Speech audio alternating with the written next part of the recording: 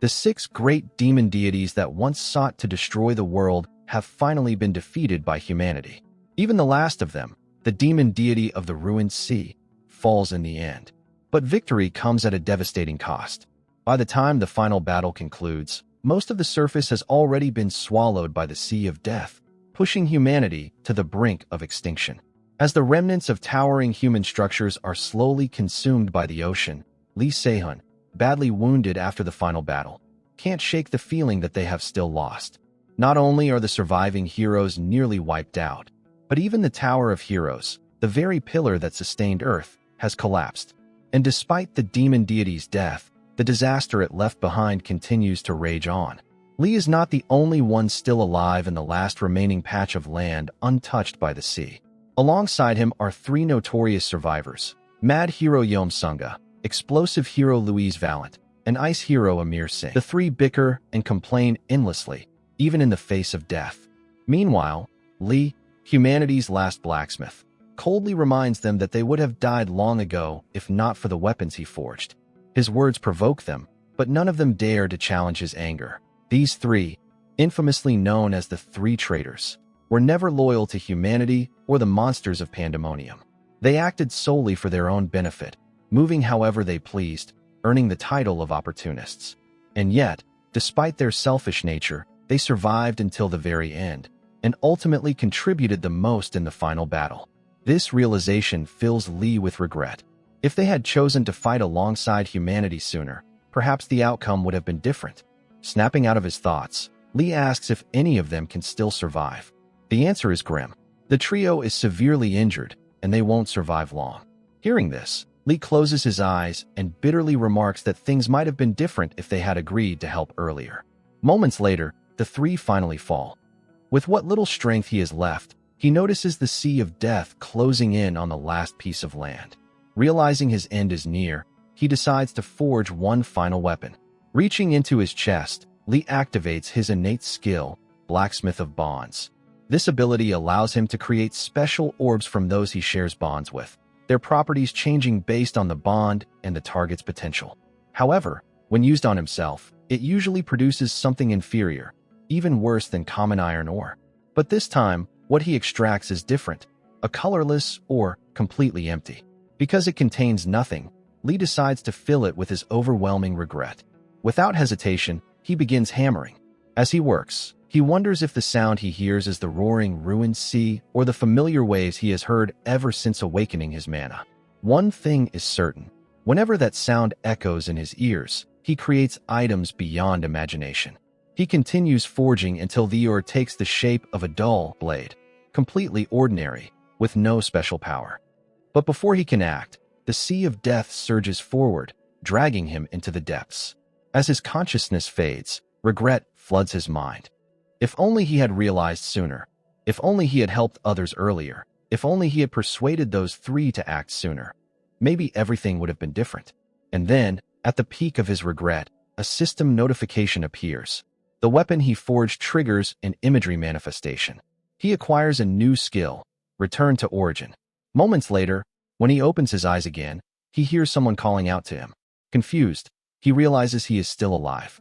As his senses return, he hears Assistant Han addressing him as a cadet, a title he hasn't heard in 31 years. Looking around, Lee finds himself standing at the entrance exam of Babel Academy. At first, he wonders if this is merely a flashback before death. But then he recalls the imagery manifestation from his final moments.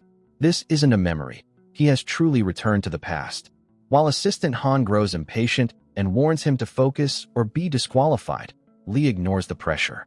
Instead, he grips his hammer tightly, fully understanding what has happened. He has been given a second chance. This time, he won't repeat the same mistakes. With a renewed sense of purpose and determination, Lee resolves to seize this opportunity and protect everything he once lost.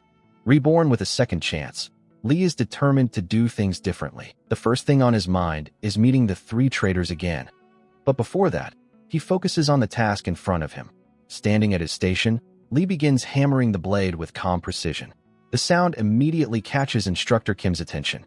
Though the strikes seem slow, they carry a perfect rhythm, each hit producing a clean, resonant tone without even the slightest hint of dissonance. Recognizing the level of control behind those strikes, Instructor Kim quickly realizes that Lee's forging skills are top tier. Without even noticing it himself, he becomes completely absorbed, watching Lee work until the very end. Meanwhile, Lee remains dissatisfied with the weapon's quality. From Instructor Kim's perspective, however, the blade is already exceptional, more than enough to pass the exam instantly. But in a shocking turn of events, Lee suddenly shatters the sword he just created. Both Instructor Kim and Assistant Han are stunned. Calmly, Lee states that he still has a long way to go, and as a blacksmith, he refuses to present something he considers trash. His words only infuriate Assistant Han, who sees this as reckless and disrespectful behavior. Ignoring the outrage, Lee simply requests another chance to redo his assignment, further fueling Assistant Han's anger.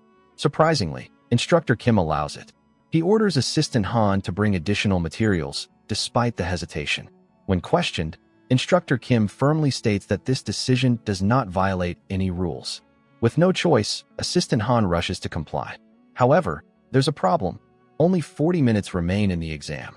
Lee was fully aware of the time limit when he destroyed the first blade. To him, submitting something subpar was never an option. Intrigued, Instructor Kim continues observing him closely and tells Lee to give it his best. With the new materials in hand, Lee moves toward the furnace. Knowing his current body can't handle perfect forging for long, he immediately begins pouring mana into ignition stones. This alarms the other students, who fear the stones might explode if ignited improperly. Ignoring their panic, Lee throws the stones into the furnace. In an instant, flames of 3 to 4 different colors erupt. The students assume something has gone terribly wrong and scramble to find a fire extinguisher. Even Assistant Han urges Instructor Kim to put out the flames. But instead of reacting with concern, Instructor Kim looks disappointed. He tells Assistant Han that such a reaction is expected from cadets, but not from him. Then, he instructs him to observe more carefully. What burns before them are not ordinary flames, but 5-colored fire demon flames, a high-temperature technique created by resonating 5 different types of ignition stones. It requires incredibly precise mana control, yet it's an efficient method that can compensate for low mana capacity.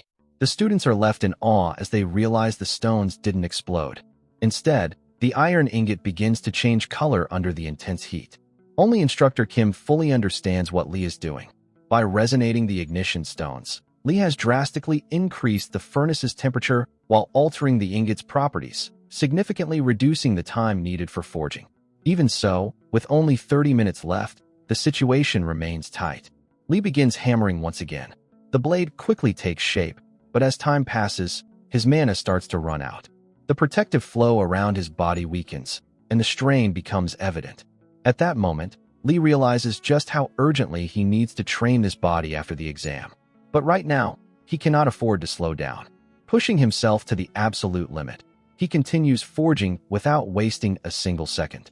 Time slips away rapidly. Soon, Lee moves on to sharpening the blade, and just as the exam comes to an end, he completes his weapon, a 5-colored flame blade. With its completion, Lee acquires a new skill, Artisan of Flames. When the weapon is appraised, the result shocks everyone. It's a high-grade, high-mid quality weapon. The entire room falls silent. Even Assistant Han is left speechless as he formally declares Lee has passed the exam. Later, Instructor Kim calls Lee to his office. He asks whether Lee truly believes that sword was worth submitting. Lee calmly replies that it is, for now. But Instructor Kim can see it clearly. Lee is still not satisfied. Getting straight to the point, Instructor Kim advises him to withdraw his application. Despite Babel Academy's overwhelming reputation, its refining department has failed to produce meaningful results in recent years. Lee already knows this. In the future, the department will be abolished due to its declining standards. Instead, Vulcan Academy will rise as the world's leading institution for blacksmiths. But Lee doesn't hesitate to disagree. In his eyes, Instructor Kim is wrong.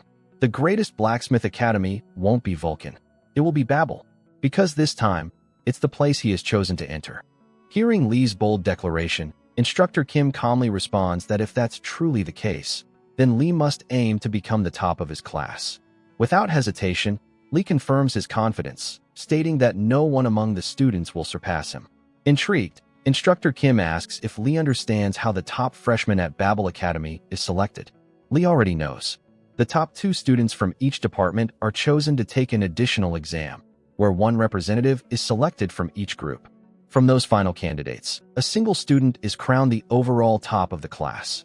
Babel Academy itself is divided into 3 main faculties: the combat faculty Akar Kuf, the support faculty UR, and the technical faculty Borsipa. Within each faculty are dozens of interconnected departments, branching out like roots. To stand at the top of a faculty means achieving the highest evaluation across all those departments, essentially being recognized as top-tier talent by the entire academy. Realizing that Lee has done his research, Instructor Kim shifts his tone.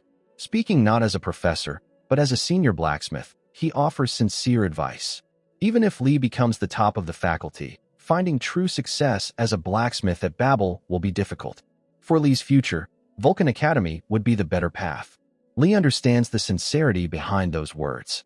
Instructor Kim is putting his junior's future above his own position. Even so, Lee refuses to back down. He firmly states that the place he is entering will soon become the best.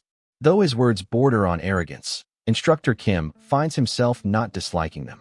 In the end, he accepts Lee's resolve, and the two shake hands. At that moment, Lee receives a system notification. He has established a connection with Instructor Kim, currently at level 1. Using his ability, Lee extracts an affinity from him, a fire-infused iron of high rank and mid-low quality. This unique metal contains flame-like properties, resembling wood in structure and capable of storing fire within itself. After completing his admission, Lee returns home. Sitting on his bed, he examines the extracted affinity. While it isn't bad, its size is disappointingly small. His skill, affinity extraction, allows him to quantify relationships and materialize minerals that didn't previously exist, but with such a low connection level, its usefulness is limited. On top of that, Lee's current stats are far worse than those of other freshmen. Though frustrated, he accepts it as the price of returning to the past. There's no point in rushing. Wanting more right now would only be greed. After all, he still has time. This time, he plans to crush the forces of Pandemonium, the same forces that led the 6 demon deities to destroy humanity as part of a larger scheme. To stop them, Lee knows he cannot afford to be selective or hesitant. More importantly, he cannot risk forgetting the future.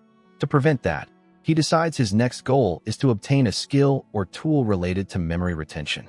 With his first step, entering Babel Academy complete, Lee begins planning his next moves.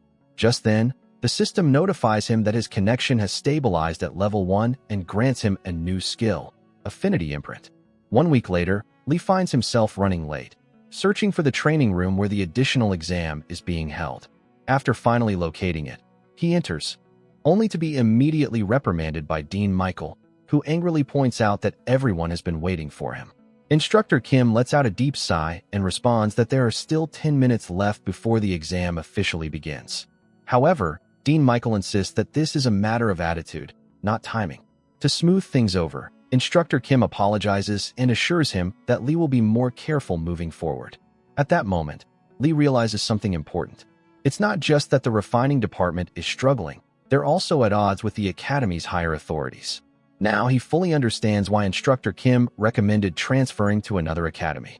As he takes in the situation, Lee notices a student beside him glaring intensely in his direction. Attempting to greet him, Lee is immediately ignored as the student turns away without a word. Deciding not to waste his time on such behavior, Lee shifts his focus. Just then, another figure arrives late. The dean of the Borsipa faculty, Ryu Yunha. Lee had heard that Ryu once worked at Babel Academy, but he never imagined she would rise to the position of dean. S-rank hero, Weapon Eater Ryu. A powerful figure with the unique ability to grow stronger by devouring weapons, and in Lee's previous life, a longtime customer who frequently traded with him. However, she too met her end during the war. In her final moments, right in front of Lee, she expressed regret over consuming one of his weapons. The memory still lingers. For a brief moment, Lee zones out, until Instructor Kim calls him back to attention and begins explaining the exam. The test will last 90 minutes. During that time, the 2 participants must craft a weapon that can be used alongside a sword, the same subject from their previous exam. However, this time, there is a strict condition. The weapon must be created using only alchemical smithing. As for materials, they are free to use any ores available in the room.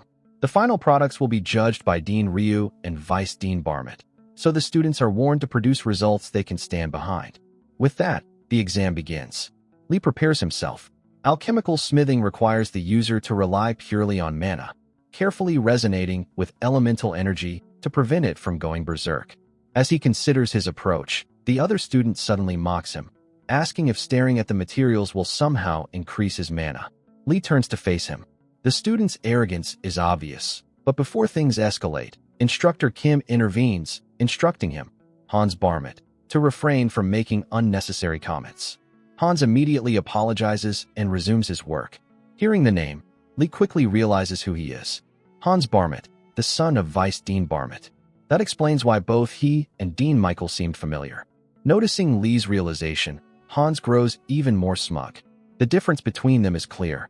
Lee is a commoner, ranked last among the incoming students in both background and mana capacity. Meanwhile, Hans belongs to the prestigious Barmett family, renowned for their alchemical smithing techniques, and possesses mana comparable to top second-year students. In Hans's mind, the outcome of this exam is already decided. Without hesitation, he selects lazulite and Hainam jade, materials known for their high mana density. Dean Ryu observes his choice, noting that both are water-attributed elemental ores. Vice Dean Michael adds that these materials are highly sensitive to fire, making them difficult to smith. However, thanks to the advanced techniques developed by the Barmett family, such challenges are no longer an issue for Hans. When Instructor Kim realizes that Hans can synthesize any or within 30 minutes, he is genuinely shocked. This level of skill surpasses even most second-year students, let alone a freshman. At that moment, Instructor Kim understands the situation. The exam itself has been designed to favor Hans. A tight time limit, abundant materials, and a focus on alchemical smithing, all conditions that play directly to Hans's strengths. Meanwhile, Lee finally makes his move. He selects Hydrate and Wahong Stone, fire-attributed counterparts to the mana-dense ores Hans chose. Seeing this, even Vice Dean Michael remarks on Lee's pride. As Hans continues his work, he glances at Lee's materials and internally mocks him. With Lee's low mana capacity, controlling something as volatile as Wahong Stone should be impossible. This only strengthens Hans's confidence in his inevitable victory. But in the very next moment, Lee activates Affinity Engraving. This skill allows him to equip and utilize affinity stones directly on his body. He attaches Waham Iron to his right arm and begins processing the ores. Watching this, Vice Dean Michael frowns. It appears Lee is attempting to resonate elemental minerals using the same attribute, a reckless approach. According to conventional knowledge, elemental materials must be handled with pure mana alone. Forcing resonance in this way should cause the elemental energy to spiral out of control. In Michael's eyes, Lee is about to cause a disaster. But what happens next shocks everyone. Instead of losing control, an intense surge of fire erupts under Lee's command, perfectly stabilized.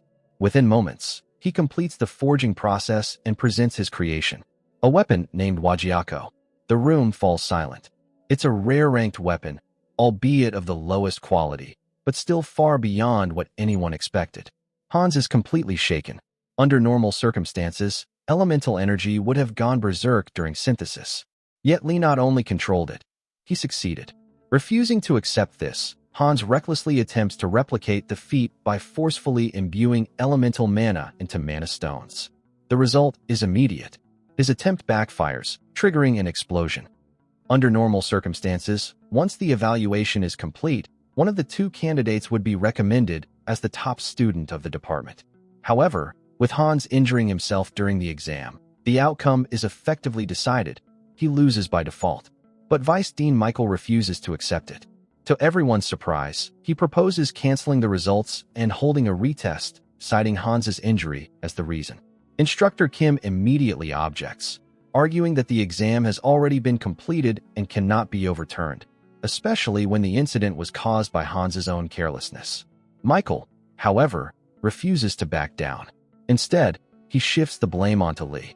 He argues that the fastest resonance speed officially recorded at the Academy is 5 minutes, yet Lee, who is just enrolled, achieved resonance instantly upon activating his mana. To him, this is suspicious. In reality, what Lee used was alchemy forging. Unlike traditional forging, which kills the ore to reshape it, Alchemy forging focuses on understanding the core essence of the material and drawing out its inherent properties. Rather than forcing the material to submit, it harmonizes with it. This method, though not yet widely accepted, will eventually become the standard after years of experimentation. Lee simply arrived at that answer earlier than everyone else. Even so, he has no intention of explaining this to someone who only throws around accusations. So, when questioned, Lee calmly denies knowing anything about it.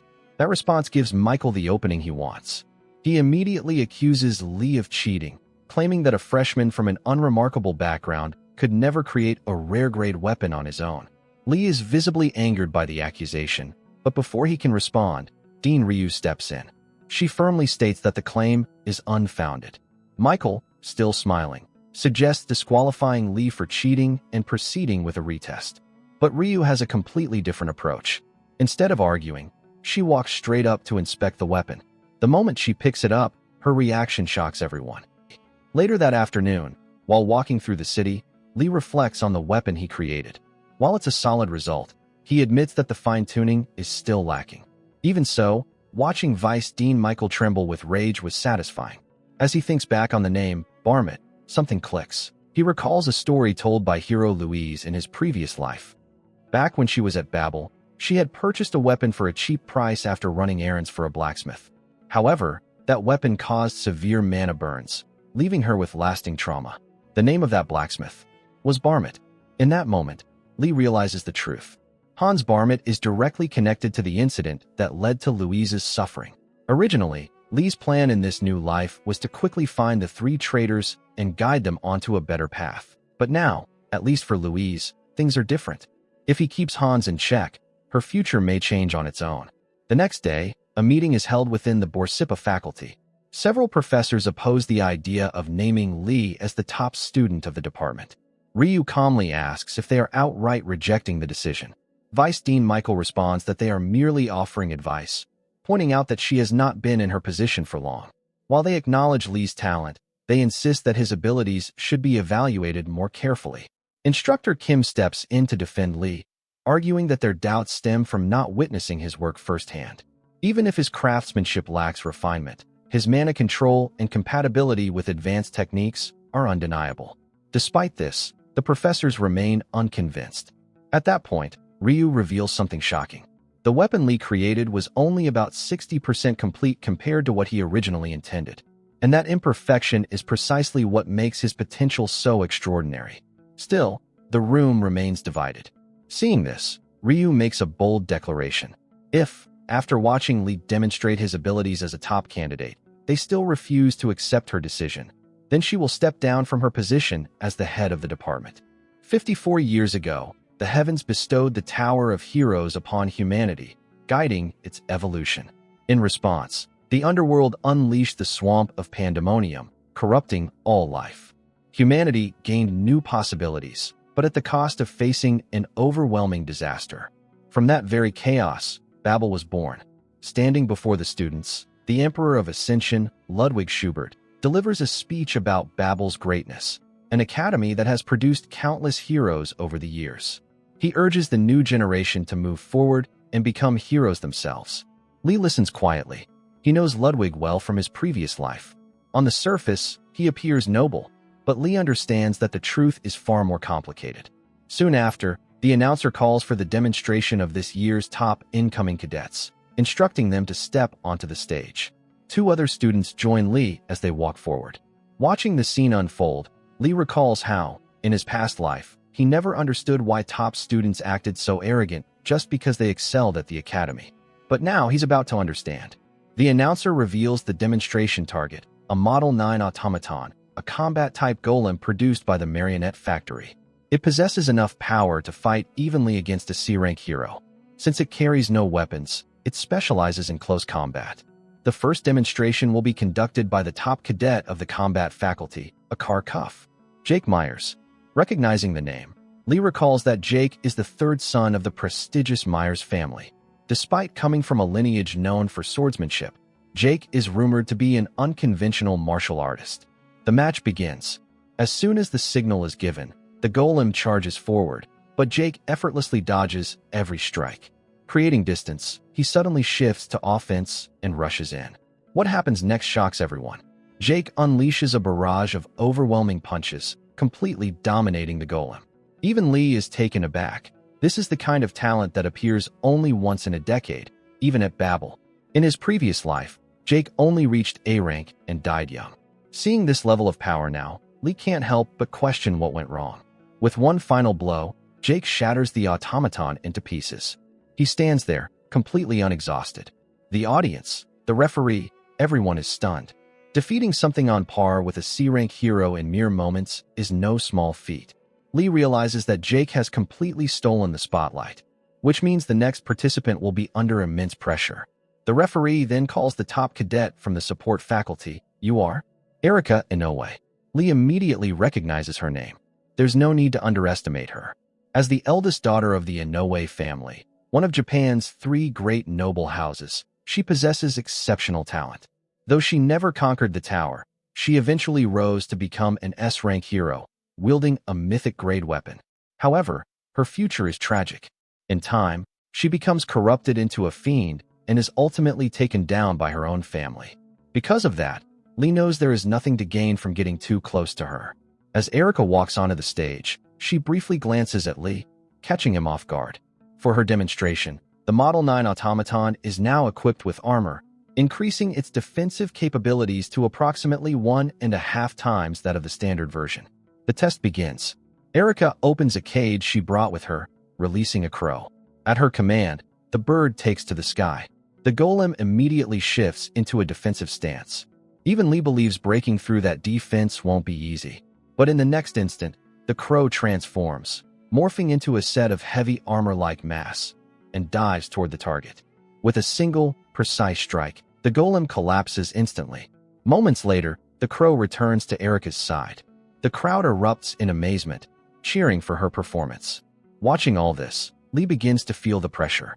At this rate, if he simply presents an ordinary piece of equipment, he might be booed off the stage.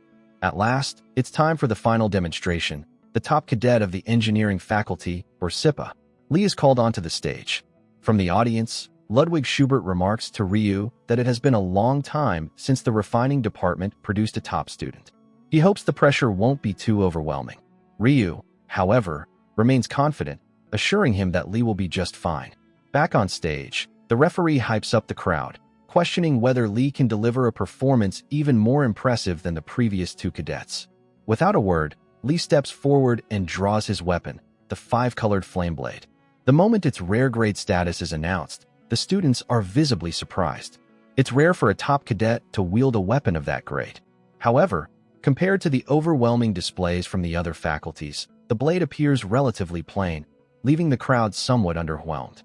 Watching the reaction, Vice Dean Michael can't hide his satisfaction. In his mind, this only strengthens his chances of taking control of the department. Ryu, on the other hand, shows no doubt. The referee prepares to begin and announces the use of a Model 10 automaton, a combat unit equivalent to a D-rank hero. But Lee refuses. Instead, he requests a Model 8, fully equipped with armor. The referee is stunned. A Model 8 can withstand attacks even from B-rank heroes, and Lee is asking to face an armored version on top of that. He hesitates, claiming it's impossible to prepare such a unit on short notice. But in the very next moment, Instructor Kim arrives, bringing exactly what Lee requested, a fully armored Model 8. With a faint smile, Kim tells Lee to go all out. At this point, even the referee is unsure whether this is still a demonstration or something far more intense. Nevertheless, he gives the signal to begin. All eyes are now on Lee. He slowly unsheaths his blade. As he channels his mana, 5 distinct colors of flame begin to emerge, swirling around the sword. Jake watches in amazement, recognizing the technique's complexity. Meanwhile, Hans dismisses it as nothing more than flashy theatrics, convinced that someone like Lee lacks the mana to make it effective. But he couldn't be more wrong. The 5 colored flames are inherently unstable, each element conflicting with the others. Without precise control and immense mana, they would erupt violently, injuring the user. However, Lee has already found a solution. By utilizing the fire-infused scabbard, which can store flames, and combining it with his skill artisan of flames, he safely channels and compresses the energy within the blade. The Model 8 immediately shifts into full defensive mode. And then, Lee strikes. Activating his unique skill, Wildfire, he releases the compressed energy all at once. The 5-colored flames erupt in a controlled explosion, engulfing the battlefield in a massive surge of power. The entire arena is consumed by dust and debris. For a moment, everything goes silent. Then, as the dust settles, the result is revealed. The audience is left speechless. The sheer destruction leaves everyone in complete disbelief. Calmly, Lee sheaths his sword and glances around, casually asking if he might have gone a bit overboard, especially since a portion of the main hall has been heavily damaged. Later, Lee is summoned to Ryu's office. As soon as she arrives, Lee immediately apologizes for the damage, admitting that he should have held back more. But Ryu isn't there to scold him. Instead, an unexpected sound breaks the silence, her stomach growling. Without hesitation, she gets straight to the point. She offers to buy both the 5-colored flame blade and the fire-infused scabbard for 10 times their market value. Lee is stunned, but not because of the offer. What truly surprises him is the fact that he has already established a connection with Ryu. Lee is genuinely surprised. In his previous life, it took multiple transactions and repeated exchanges of weapons before he was able to establish a connection with Ryu. Yet this time, the bond formed almost instantly. Seeing an opportunity, Lee immediately activates Affinity Extraction. From Ryu, he obtains a special grade affinity, an iron-type material of supreme quality that generates heat by devouring other iron. Successfully extracting the ore, Lee quietly remarks that he's done. Ryu, however, misunderstands his words and assumes he has agreed to sell the weapon. But Lee immediately declines. Before she can press him further, Instructor Kim knocks and enters the room, informing her that Chairman Ludwig wishes to proceed with the presentation ceremony right away. He then asks Lee to come along. As Lee leaves, he briefly tells Ryu they will talk again later, leaving her alone in the room, her stomach still audibly growling. Together with Instructor Kim, Lee heads toward the heart of Babel Academy, the old main building known as the Marduk Estate. Before entering, Instructor Kim reminds Lee to behave respectfully. Chairman Ludwig has already overlooked the fact that Lee damaged the auditorium during his demonstration, and he is a figure far beyond ordinary professors. Lee calmly reassures him and steps inside. There, he meets the Emperor of Ascension, Chairman Ludwig. In his previous life, Ludwig was one of the heroes who perished alongside the Sea of Ruin during the final battle, a man worthy of being called an apex climber. Ludwig praises Lee's performance and expresses interest in his future. As a reward for his talent and effort, he offers Lee 2 items. Without hesitation, Lee requests rewards that will enhance his magic power and memory. Understanding his intent, Ludwig summons 2 rare items: Heavy Dark Ink, a hero-grade material of supreme quality, and Dream Ivory, a hero-grade tool of mid-level quality. Lee is visibly surprised. Both items are extremely difficult to obtain. While they may be difficult to use at his current level, he already has an idea of how to utilize them, and he accepts the rewards with satisfaction. After leaving the office, the badge-like magical item, seemingly possessing its own will, comments on Ludwig's decision. It notes that giving 2 such rewards is highly unusual for him, but Lee clearly has the capacity to handle them. It even remarks that Lee feels like an old soul in a young body, a depth that even Ludwig himself cannot fully comprehend. Soon after, it's time for class. Inside the classroom, some students invite Hans to join them for lunch. Instead, he boasts about dining with a senior student named Howard, claiming their families are close and that he'll be receiving guidance about academy life. The other students are impressed and ask to join him. But at that exact moment, Lee enters the classroom and fixes his gaze on Hans. The atmosphere instantly changes. Hans freezes in his seat, clearly intimidated. Watching his reaction, Lee feels a sense of satisfaction. Hans is finally starting to understand his place. As Hans silently seethes, Instructor Kim enters the room. With all students present, he begins the first lesson with a unique self-introduction exercise. A staff member brings in a box filled with unusual ingots. Instructor Kim explains that the material is called projection alloy, a substance dozens of times more sensitive to mana than ordinary ores. By simply infusing it with mana, one can shape it into an armament based on their mental image. However, due to its extreme sensitivity, it's difficult to use as an actual weapon. Instead, it reflects the user's inner traits, revealing aspects of themselves they may not even be aware of. For that reason, items created from projection alloy are called avatars. Rather than traditional introductions, students will present themselves by forging these avatars. The results will even be displayed in the main building for a week. Lee isn't surprised. At Babel, even something as expensive as projection alloy, worth over 10 million won per piece, is used casually for student exercises. As the students begin, most struggle to produce anything meaningful. To Lee, it's clear they lack the most important quality. Finally, it's his turn. Stepping forward, Lee picks up the projection alloy. As the top cadet of his faculty, he decides there's no need to hold back. He pours his mana into the alloy, and in the very next moment, a massive explosion erupts in the classroom.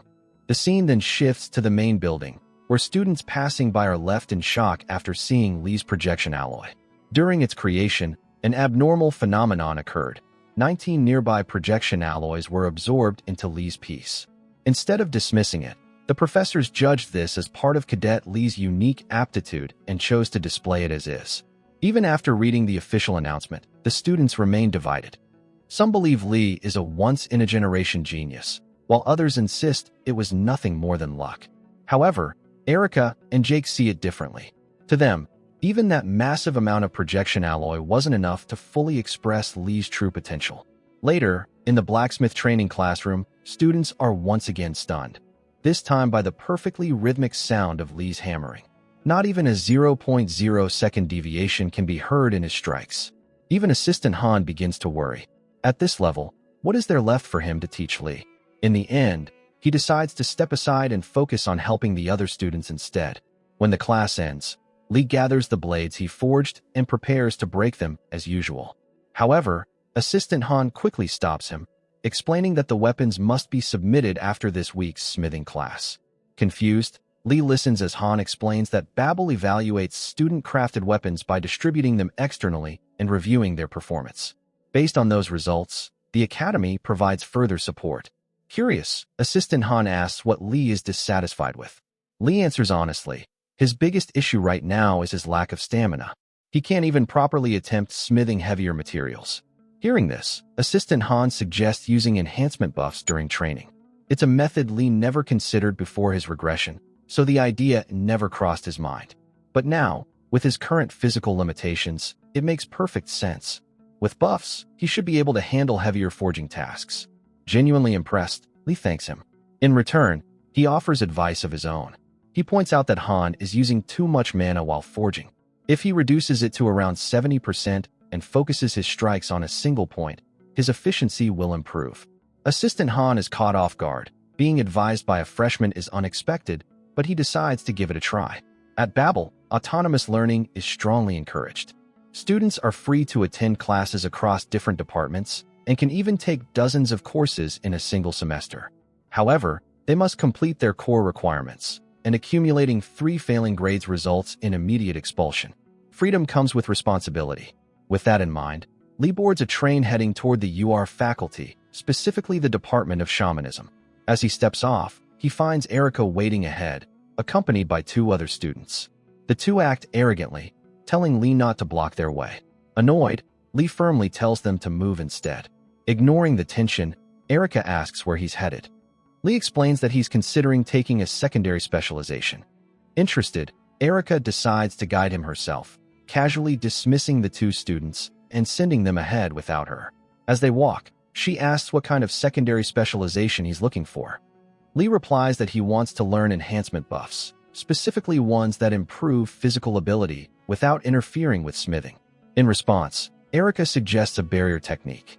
At first, Lee recalls that such techniques are mainly used for defense, but Erica explains that their application depends entirely on the user. To demonstrate, she takes out a letter and wraps it with a barrier spell, then hands it to Lee and asks him to try breaking it. Lee applies force, but the letter doesn't tear. Instead of increasing its strength directly, the barrier preserves the original properties while hardening in response to external force. It's a subtle but highly effective technique, especially useful for tasks like smithing, which require precise control. Erica proudly remarks that mastering such a complex application would normally require guidance from a professor. She even offers to introduce Lee to one, mentioning that the professor of barrier composition is connected to her family. As Lee examines the spell, something feels familiar.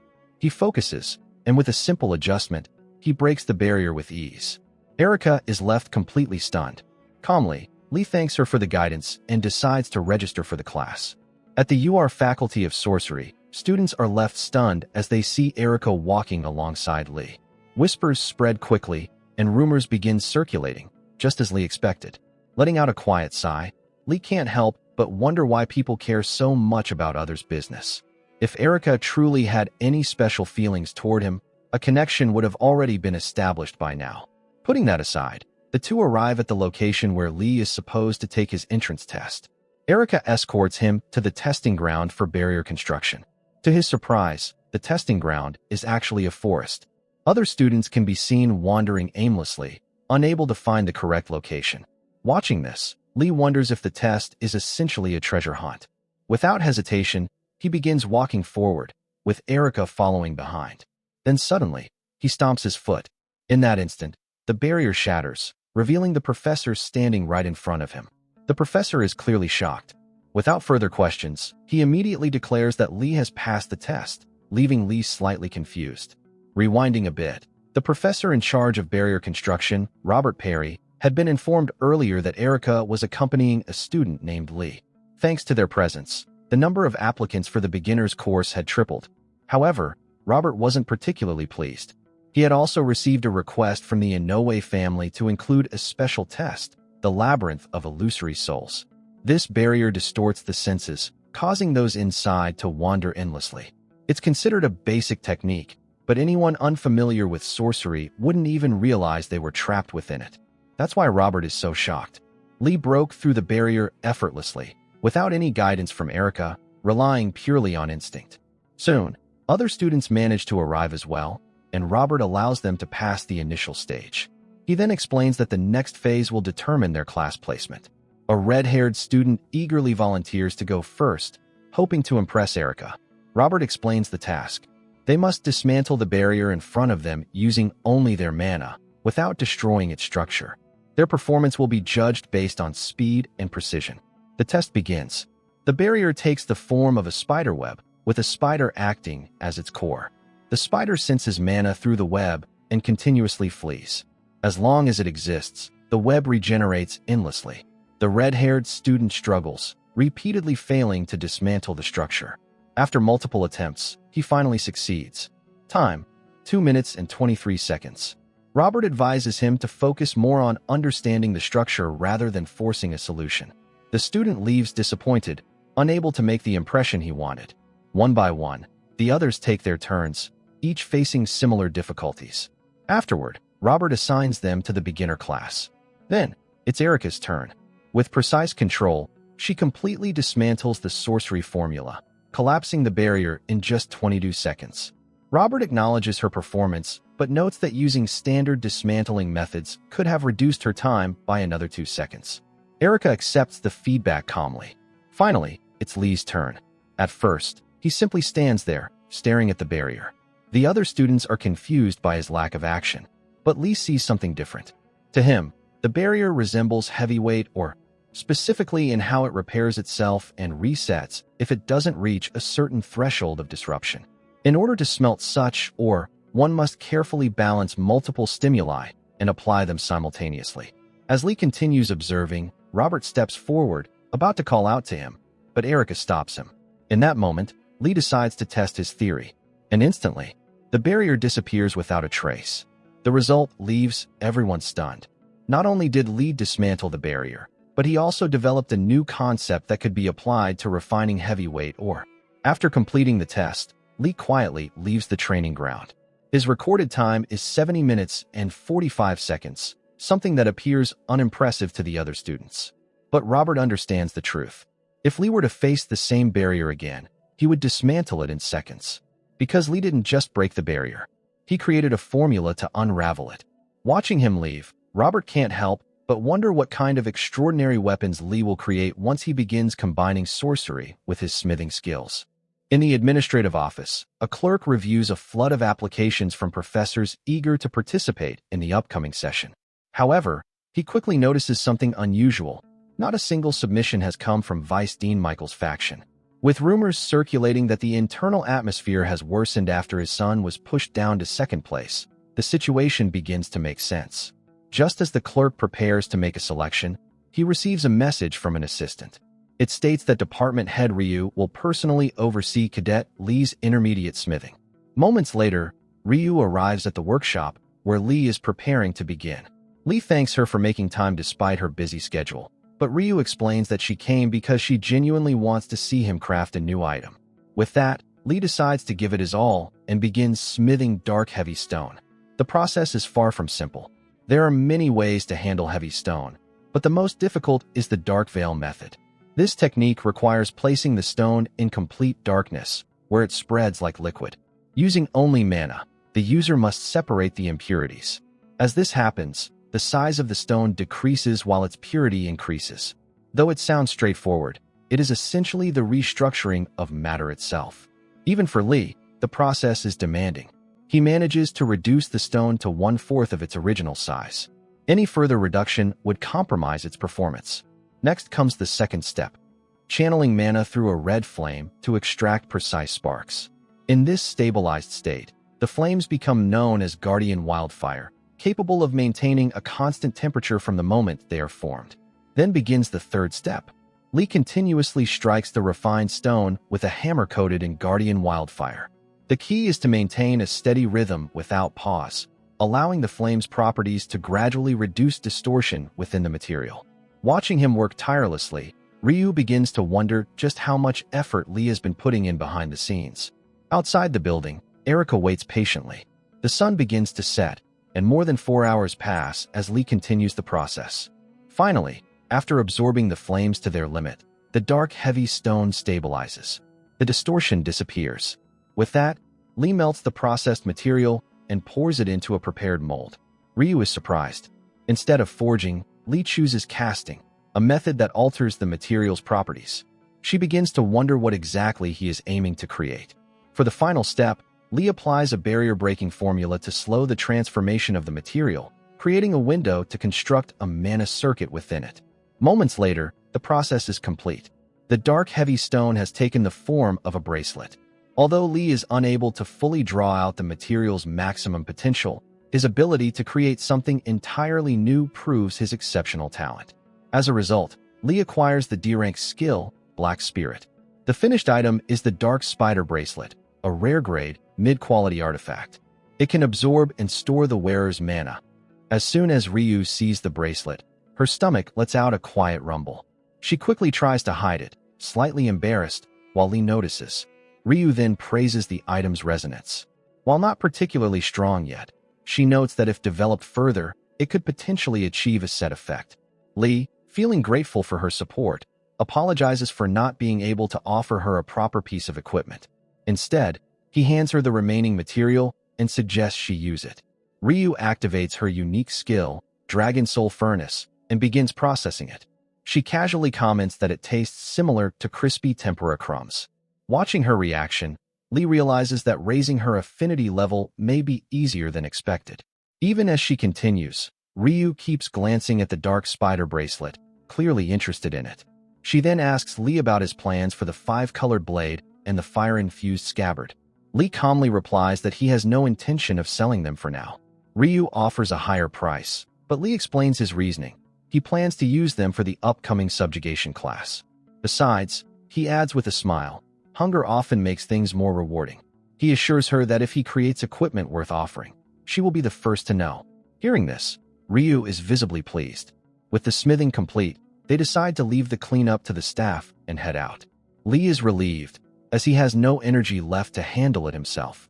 However, as he tries to walk, it becomes clear that he has completely exhausted his strength.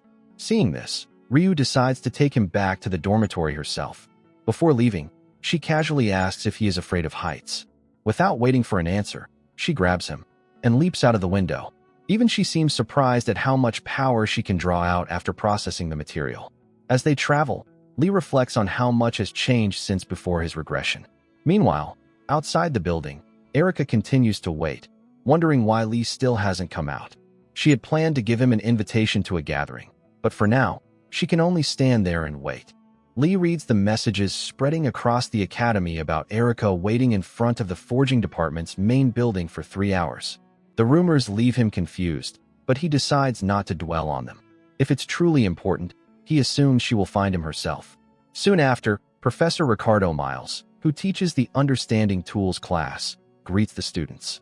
Without warning, he slams the door and orders everyone to head to the training center immediately, declaring that whoever arrives last will have to run 20 laps. The students are caught off guard and rush into the hallway.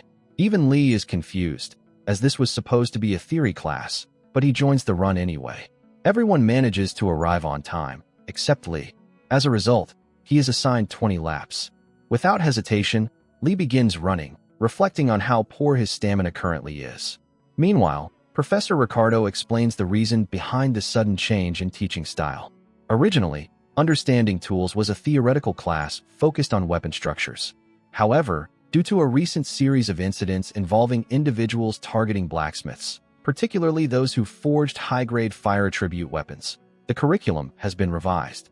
These attackers, known as Yomdo hunters, remain an unresolved threat, even from before Lee's regression. The professor emphasizes an important point. No matter how strong a weapon or defense may be, what ultimately matters is the strength of one's own body. From now on, the class will focus not only on understanding tools, but also on developing the physical ability to survive and protect oneself. As the lecture continues, Lee realizes he needs to be more cautious moving forward, and that improving his stamina must come first. While running, he wears the bracelet he crafted earlier. Thanks to it, all his stats increase by an average of 5 or more points. With this advantage, Lee is confident he can shape his current body into something far more capable before the end of the year. After some time, Professor Ricardo calls Lee forward to assess his swordsmanship and invites him to spar. Lee picks up a sword, aware that his movements may be restricted due to the effects of his equipment. To compensate, he decides to rely on a technique he already knows. He launches an attack, but the professor blocks it with ease. Some students assume Lee is simply exhausted from running and begin to mock him. However, the professor sees something entirely different. He recognizes the precision in Lee's movements, a style that seems to instinctively follow the correct path of the blade. Even so, Lee is still slightly rushed in execution. Deciding to end the match quickly, the professor prepares to counter. But in the next moment, as Lee charges forward, the professor experiences a sudden, vivid illusion. By the time the sensation fades, Lee has already gained the upper hand. The professor is stunned. He can't believe he felt genuine fear from a technical student to that extent. Unable to hold back his curiosity, he asks Lee who taught him such swordsmanship. Even Lee is surprised by the outcome. He recalls a memory from before his regression, when, as a blacksmith, he once broke a sword after a customer failed to pay. In return, the man offered to teach him a skill instead of paying, claiming it would be more valuable than money. That was how Lee learned this technique. However, he cannot reveal the truth, so he simply says he learned it by watching battles of heroes online. Impressed, Professor Ricardo believes he has discovered an extraordinary talent and writes Lee a recommendation letter for a body control lecture led by Professor Ma Guangsu. Later that day, Lee arrives to meet the professor. To his surprise, the instructor turns out to be the very same person who taught him that skill in his previous life. Ma Guangsu is a retired S-rank hero, also known as the sword-breaking master. Curious, Professor Ma asks Lee why he's here. Lee hands over the recommendation letter from Professor Ricardo. Jake adds that Lee is one of the top students from the Borsipa department this year. After reading the letter, Professor Ma decides to test them both. He sets a condition. He will only teach Jake if Jake can defeat Lee. The two take their stances.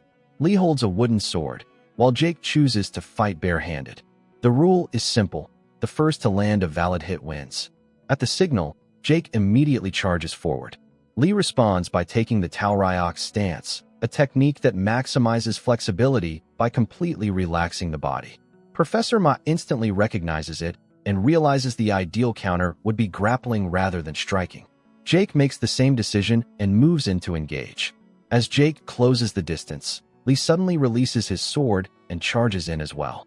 Jake overwhelms him with raw strength, But just before Lee hits the ground, he activates a technique, using explosive force to deliver a precise punch to Jake's face. A split second before impact, Lee lands the hit. That single moment decides the match. Lee wins. Seeing the same attack as before, the professor immediately orders everyone, except Lee, to leave the classroom. Even Jake is told to step out, since the condition was to land a hit on Lee first, which he failed to do. However, Lee intervenes, pointing out that if news spreads about the top student of the Cup faculty being defeated by a Borsippa cadet, it would cause a major scandal. This concerns both Jake and the professor, prompting the professor to reconsider. Instead, he decides to teach Jake some fundamentals so he can prove his worth. Overjoyed, Jake bows in gratitude, but the professor quickly dismisses him, saying he has something important to discuss with Lee. Once the classroom is empty, the professor faces Lee and asks him to demonstrate the sword technique he supposedly used against Rekaros. Without hesitation, Lee charges forward, but the professor easily overpowers him, disarming him in an instant. He explains that the technique relies entirely on surprise. While the concept is solid, the execution is sloppy. He then harshly criticizes the swordsmanship as crude, despite being the one who taught it. Nevertheless, the professor assures Lee that he will refine and properly develop the technique. Seizing the moment, Lee bluntly asks if this means his registration is confirmed. Amused by his straightforwardness, the professor confirms it. After leaving the classroom, Lee walks outside, reflecting on the professor's words. Suddenly, Jake runs up to him and hands him an invitation. He explains that it's for Noblesse, a gathering of cadets who take great pride in their noble backgrounds. Lee wonders if Erica had intended to give him the same invitation. Although Jake admits that the event will be filled with arrogant individuals, he believes it's a valuable opportunity. Still, Lee hesitates to accept something so prestigious. Jake insists, saying it's his way of thanking Lee for helping him stay in the class. In the end, Lee accepts the invitation and continues on his way. As he walks through the streets, Lee reflects on the subjects he has applied for so far: barrier construction and body control. He also considers taking a course in the Borsippa faculty. Lost in thought, he accidentally bumps into a female student. As he tries to apologize, she suddenly grabs his wrist, her eyes lighting up as she notices his bracelet. Excited, she asks if he made it, and even offers to enchant it for him. In that moment, Lee forms an affinity with Leah Claudel, a prodigy among prodigies in the field of enchanting. Known for creating legendary armaments by upgrading their rank by 2 full tiers, Leah has completely revolutionized the enchanting industry. Intrigued, they head to a cafe to talk further. Upon closer inspection, Leah is shocked to discover that the rare-grade wrist chain is made from heavyweight ore. She becomes deeply absorbed, muttering to herself as she examines it, overwhelmed by the countless possibilities it presents. Soon, her excitement takes over as she questions how such high compatibility was achieved with such dense material. She eagerly talks about the numerous formulas she wants to apply, but struggles to choose just one. Hearing this, Lee casually tells her that he has more items with similar resonance effects. Impressed, Leah praises him, and Lee introduces himself as the top student of the Borsippa faculty. Their conversation flows naturally, filled with enthusiasm. However, the mood shifts when one of Erica's underlings approaches their table. Acting arrogantly, he demands that Lee follow him for a private conversation, claiming he wants to settle matters quietly. Unbothered, Lee continues drinking his coffee and tells him to speak openly. The underling then demands that Lee apologize for publicly tearing up Erica's invitation and disrespecting her. Lee calmly responds that Erica herself told him to tear it up, so there's nothing to apologize for. The underling attempts to provoke Lee further, but Lee stands his ground, asking if Erica sent him. It turns out the man is acting on his own. At that moment, Leah steps in, mocking him by pointing out that everyone knows he's just blindly following his master. Enraged, the underling releases his aura and belittles Lee, claiming that Babel is full of people far superior to him. Lee coolly responds by asking if he's referring to himself, which only fuels the man's anger. In a fit of rage, the underling launches an attack using shadow lines. However, Lee had already analyzed the technique and realized it wasn't purely composed of mana. By using a dagger as a medium, he counters the attack, even through the illusion. Shocked, the underling watches as Lee neutralizes his technique. Lee then cleverly conceals the dagger. In the next instant, He closes the distance and uses an explosive ring to deliver a powerful blow to the man's abdomen, completely shattering the illusion. With the situation resolved, Lee casually turns back to Leah and asks her to recommend a class in the enchanting department. Without hesitation, Leah suggests ancient enchantment, mentioning that there's an exceptional senior enrolled there, someone truly remarkable. After being completely beaten down, Erica's underling struggles to make his way back to his room. However, before he can get far, Erica is already waiting in his path. Calm but intimidating, she asks him to hand over the dagger. Nervous, he complies without a word. As she examines the weapon, Erica instructs him not to report the incident to her brother, stating that she will personally inform the head of the family. While analyzing the dagger, Erica notices an anti-confiscation enchantment engraved into it. This leads her to wonder if Lee developed a counter skill based on Professor Robert's theories and sorcery. Impressed, she sees Lee's potential. His aptitude for refining techniques appears to be at least S rank, while his talent for sorcery is likely around A rank. The scene then shifts to Lee, who is carefully analyzing the daggers he obtained from Erica's underlings. To his surprise, he suddenly establishes a connection with Erica, making him question whether she had been observing them earlier. Having collected dozens of daggers, Lee plans to coordinate with a black spirit mage to make full use of them. More importantly, Lee had been looking forward to Professor Kim's class, but he finds himself listening to familiar theories he already understands. Once the lecture concludes, Professor Kim begins the practical session. He explains that even with the same metal, altering the mana array can completely change its form. Demonstrating the process, he emphasizes that the diversity of weapons depends on how well one can manipulate these transformations. As a result, a blacksmith must fully understand the potential of the material they work with. For today's exercise, the students are tasked with practicing metal transformation using iron ingots. Assistant Hans distributes the materials while Professor Kim outlines the steps. First, they must manipulate the mana array to create a 3-centimeter notch at the center of the ingot, then restore it to its original form. The ingots are highly sensitive to transformation, so careful handling is essential. The time limit is set to 10 minutes.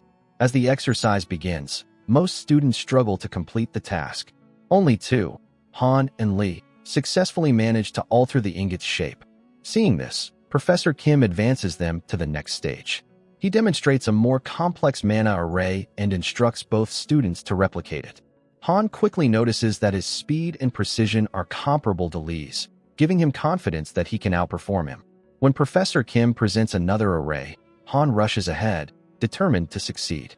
After completing it, he proudly believes his work is flawless. However, Professor Kim then asks him to restore the ingot to its original state. Confused, Han attempts to reverse the process but soon realizes that the mana array has been completely damaged. Professor Kim explains that the ingot could not withstand the transformation, meaning the method used was flawed from the beginning. Although Han insists he followed the instructions exactly, Professor Kim clarifies that understanding the material's limits is crucial. If an altered array cannot be restored, the equipment does not transform, it deteriorates.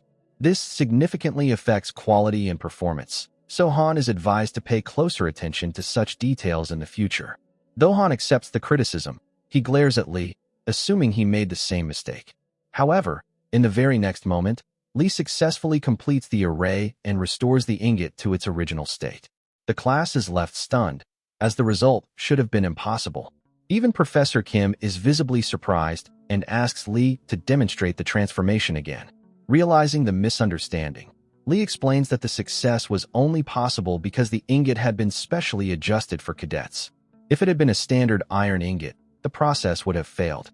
This revelation leaves Professor Kim momentarily disappointed in himself for overlooking such a detail. The narrative briefly highlights a legendary figure, the greatest blacksmith, the artisan of flames, recants. During his time as an S-rank hero, the transformation formula he created remained unmatched for decades. Known as the truth of iron, it represents one of the most fundamental and challenging problems in blacksmithing.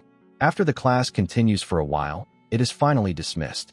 As Lee heads for the door, Professor Kim calls him back. As a token of appreciation for choosing Babel and assisting him earlier, he offers Lee a rare rank item, the Crimson Flame Gem, made from the highest quality ore. Absorbing its essence can permanently enhance one's Crimson Flame attribute. Professor Kim also recommends that Lee enroll in his Weapon Origin Study course, one of the most well-funded programs at the Academy.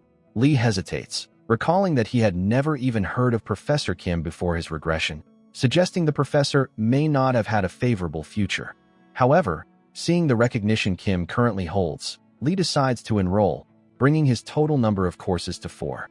As they shake hands, Lee once again extracts fire-infused iron from Professor Kim.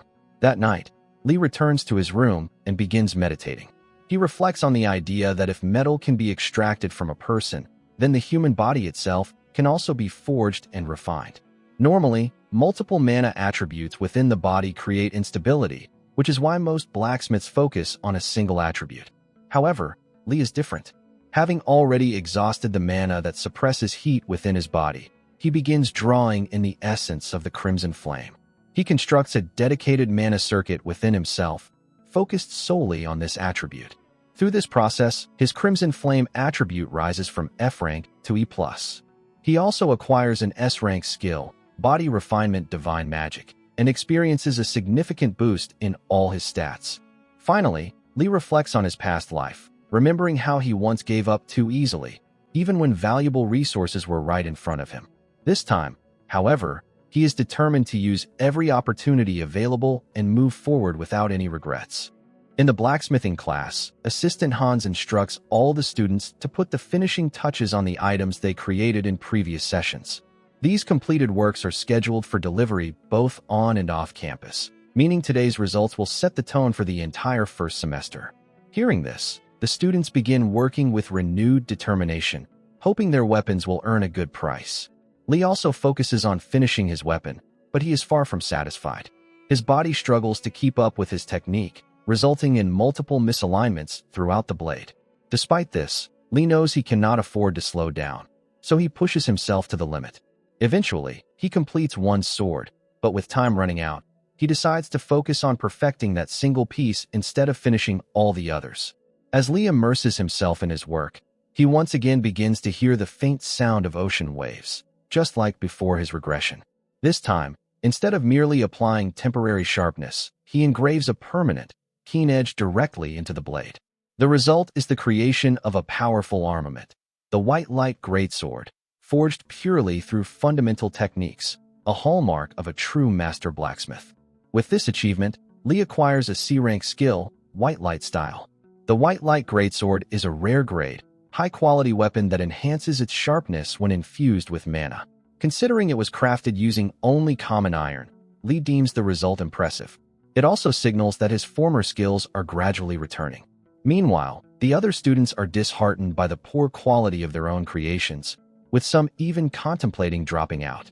The next day, Lee seeks out Leah, curious about her foundational skills and wanting to observe her enhancement process. They arrive at the workshop area, which is crowded, but Leah assures him that her workspace is more secluded. As they walk, Lee comments on how far it is, and Leah casually remarks that her work isn't something easily observed. They eventually reach the outskirts, arriving at the Akelcuff Smithy's workshop. Upon entering, Leah loudly calls out to the shop's elderly owner, only to be scolded for shouting. The woman, who introduces herself as Helena, notices Lee and teasingly asks if he is Leah's boyfriend. Leah immediately denies it, saying there is no chance, which irritates Lee. She then introduces him as the top student of the Borsipa department. Helena scoffs, remarking that Babel must be in decline if someone so soft-looking is its top student. After brief introductions, Helena tells Leah to stop wasting time and get to work. Ignoring her blunt attitude, Leah leads Lee further into the workshop. As they walk, Lee observes Helena's skills and realizes they are far more advanced than expected, making him wonder why she runs a small shop in such a place. Inside, Leah shows Lee her enhancement palette, along with powders made from ground mana stones. While the standard uses 8 colors, Leah utilizes a much wider range. When Lee asks if her job involves restoring damaged enhancement formulas, she confirms it, explaining that it allows her to both earn money and practice without worrying about material costs. Leah begins her work on a pan while Lee observes closely. He originally came because he heard she was in a slump, but now that he sees her in action, he starts to understand both the cause and the solution. Not wanting to interrupt her concentration, Lee decides to explore the workshop.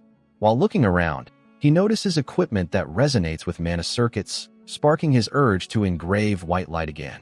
Seeing his interest, Helena gives him permission to try, challenging him to pick any item from a nearby pile. Seizing the opportunity, Lee selects a knife. Helena questions his choice, but Lee explains that the blade's edge is perfectly aligned and its axis is not warped, indicating it was made by someone who truly understands swordsmanship. He then carefully selects a whetstone with evenly compressed mana particles, confident that the blade's owner could handle an edge sharpened to its absolute limit. As Lee begins sharpening, Helena watches closely, visibly surprised by his technique and questioning whether he is truly a freshman.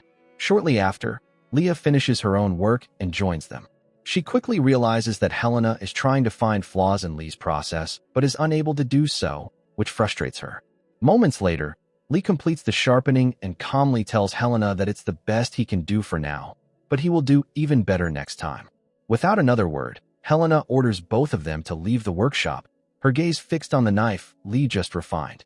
Sometime later, a man, who appears to be Helena's brother, arrives and asks for the knife he usually uses, mentioning he has a backlog of orders. Helena sighs and questions when he plans to quit his restaurant job, reminding him that he is supposed to be a lead professor in the swordsmanship department. He brushes off her concern and grabs the knife, only to notice its incredible sharpness. Surprised, he asks if Helena sharpened it, but she denies it, revealing that it was done by a freshman. Intrigued, both of them are left wondering just who Lee really is. As they walk back toward the faculty, Lee learns that Helena was once a professor in the Department of Metallurgy, but retired 5 years ago to open a small hardware shop in Akelkup. Curious, Lee tries to learn more from Leah, but even she doesn't know much. She does mention, however, that several professors have left the metallurgy department over the past decade. This catches Lee's attention, as he recalls that in the future, it becomes the weakest department at Babel. Changing the subject, Leah asks Lee for feedback on her enhancement work. Lee acknowledges that her skills are impressive but points out a major flaw. Her thinking is too narrow. Hearing this, Leah's expression immediately hardens. Lee explains that she likely considered a better method but chose not to use it. Not knowing something can be fixed through learning, but knowing and still holding back is a serious issue. For a creator, imagination is both a weapon and a talent, and Leah is suppressing hers. Leah challenges him, asking if he thinks she's unaware of that herself. Letting out a sigh, Lee pulls out a dagger and hands it to her, saying he doesn't have much time, so she should pay close attention. He explains his perspective. If forging is like placing a stone beneath the water's surface, then enhancement is like carving the image of that submerged stone above the surface. In other words, enhancement carries a dreamlike nature. To demonstrate, Lee introduces concepts like the Crimson Lotus and White Radiance flow, techniques that apply enhancements beneath the surface rather than just externally. He explains that if a single layer isn't enough, the structure can be divided into multiple layers. By following the flow of Crimson Lotus, even killing intent can be embedded into the weapon itself. He admits it may not seem extraordinary, but for a genius like Leah, even this idea could open a new path forward. After thinking it over, Leah asks to borrow the dagger so she can remake it properly and return it later. Lee agrees, even handing over several more daggers for her to practice with. Overjoyed, Leah rushes off, eager to test her ideas. At that moment, Lee successfully establishes a connection with her. Later, Lee heads to the arena, where a match is taking place between two prominent students. However, his main concern is understanding why Erica continues to follow him. Realizing she won't stop even if he asks, Lee decides to make use of the situation. He casually approaches her and taps her shoulder, extracting affinity stones in the process. From Erica, he obtains a high-grade society contact stone of mid-low quality. From Leah earlier, he had acquired a high-grade Ms. catalyst stone of the highest quality. At the arena, the announcer, Lan Fong, the youngest professor at Babel, welcomes the new students and introduces the competitors. The first is Aria Myers, the top senior of Akelkup's 4th-year class, and heir to the prestigious Myers family, known for producing S-rank heroes. She has held the #1 rank in the Martial Hall for 3 consecutive years, set multiple records, and is an active A-rank hero. Revered as the Holy Sword Master who conquered the Hero's Tower, Arya captivates the audience with both her beauty and overwhelming achievements. Her opponent is Yeom Seonga, a third-year student ranked 10th in the martial hall and the top of the spear arts department. He is also the inheritor of Korea's intangible cultural heritage technique, the flame wheel withering blossom spear. As the match begins, Yeom charges forward, but Arya effortlessly blocks his attack. She quickly overwhelms him without breaking a sweat. Watching the fight, Lee grows disappointed, feeling that Yeom's abilities fall below expectations. He wonders whether Yeom failed to receive the proper support expected of someone with such a prestigious inheritance. While several aspects concern Lee, the biggest issue in his eyes is Yeom's weapon. The match concludes with Yeom admitting defeat. As the professor prepares to interview both participants, Yeom unexpectedly leaves the arena, leaving Arya alone in the spotlight. Noticing Yeom's frustration, Lee also decides to leave, uninterested in watching Arya's remaining matches, as he finds her presence irritating. Meanwhile, Erika realizes that Lee didn't come to watch her brother and begins to question why he seems so displeased. Unbeknownst to Lee, Arya overhears his earlier remarks about her and becomes intrigued by him. At a park near the martial hall, Yeom sits quietly, meditating while taking in the fresh air. Lee arrives and spots him from a distance, noting that Yeom hasn't lost control like before. This gives Lee hope that, this time, he might obtain Yeom's bond stone without things turning violent. Despite his rough temperament, Yeom was once a key member of the Final Strike Force and ultimately lost his life in the battle against the demon deity of the Annihilation Sea. Sensing someone behind him, Yeom opens his eyes and asks if Lee had been watching his match. Lee confirms, which impresses Yeom, as it means Lee was able to track him down. Turning to face him, Yeom realizes that Lee is the top student of the Borsippa faculty. He immediately asks why Lee has come, but Lee finds his guarded attitude unusual. Lee expresses his desire to talk, but Yeom coldly turns his back and tells him to leave. Refusing to back down, Lee persists. Yeom then makes his stance clear. He despises weaklings, especially those who rely on cheap tricks and falsely believe themselves to be his equal. Because of that, he has no intention of listening and orders Lee to leave again. Surprisingly, Lee finds Yeom far more restrained than before his regression. Realizing that reasoning won't work, Lee activates the Crimson Stone, signaling that he has no intention of backing down. Yeom immediately stands and prepares to fight. In response, Lee warns him that the legacy of the Flame Wheel Withering Blossom Spear could end because of him. Enraged, Yeom charges forward and throws a mana-infused punch, but Lee activates Greed Iron and deflects the attack with ease. Yeom acknowledges Lee's strength as a top student, but notes that the lingering traces of mana, Ember Trails, are the true power of his spear technique. The two clash again, but Lee quickly forces Yeom back.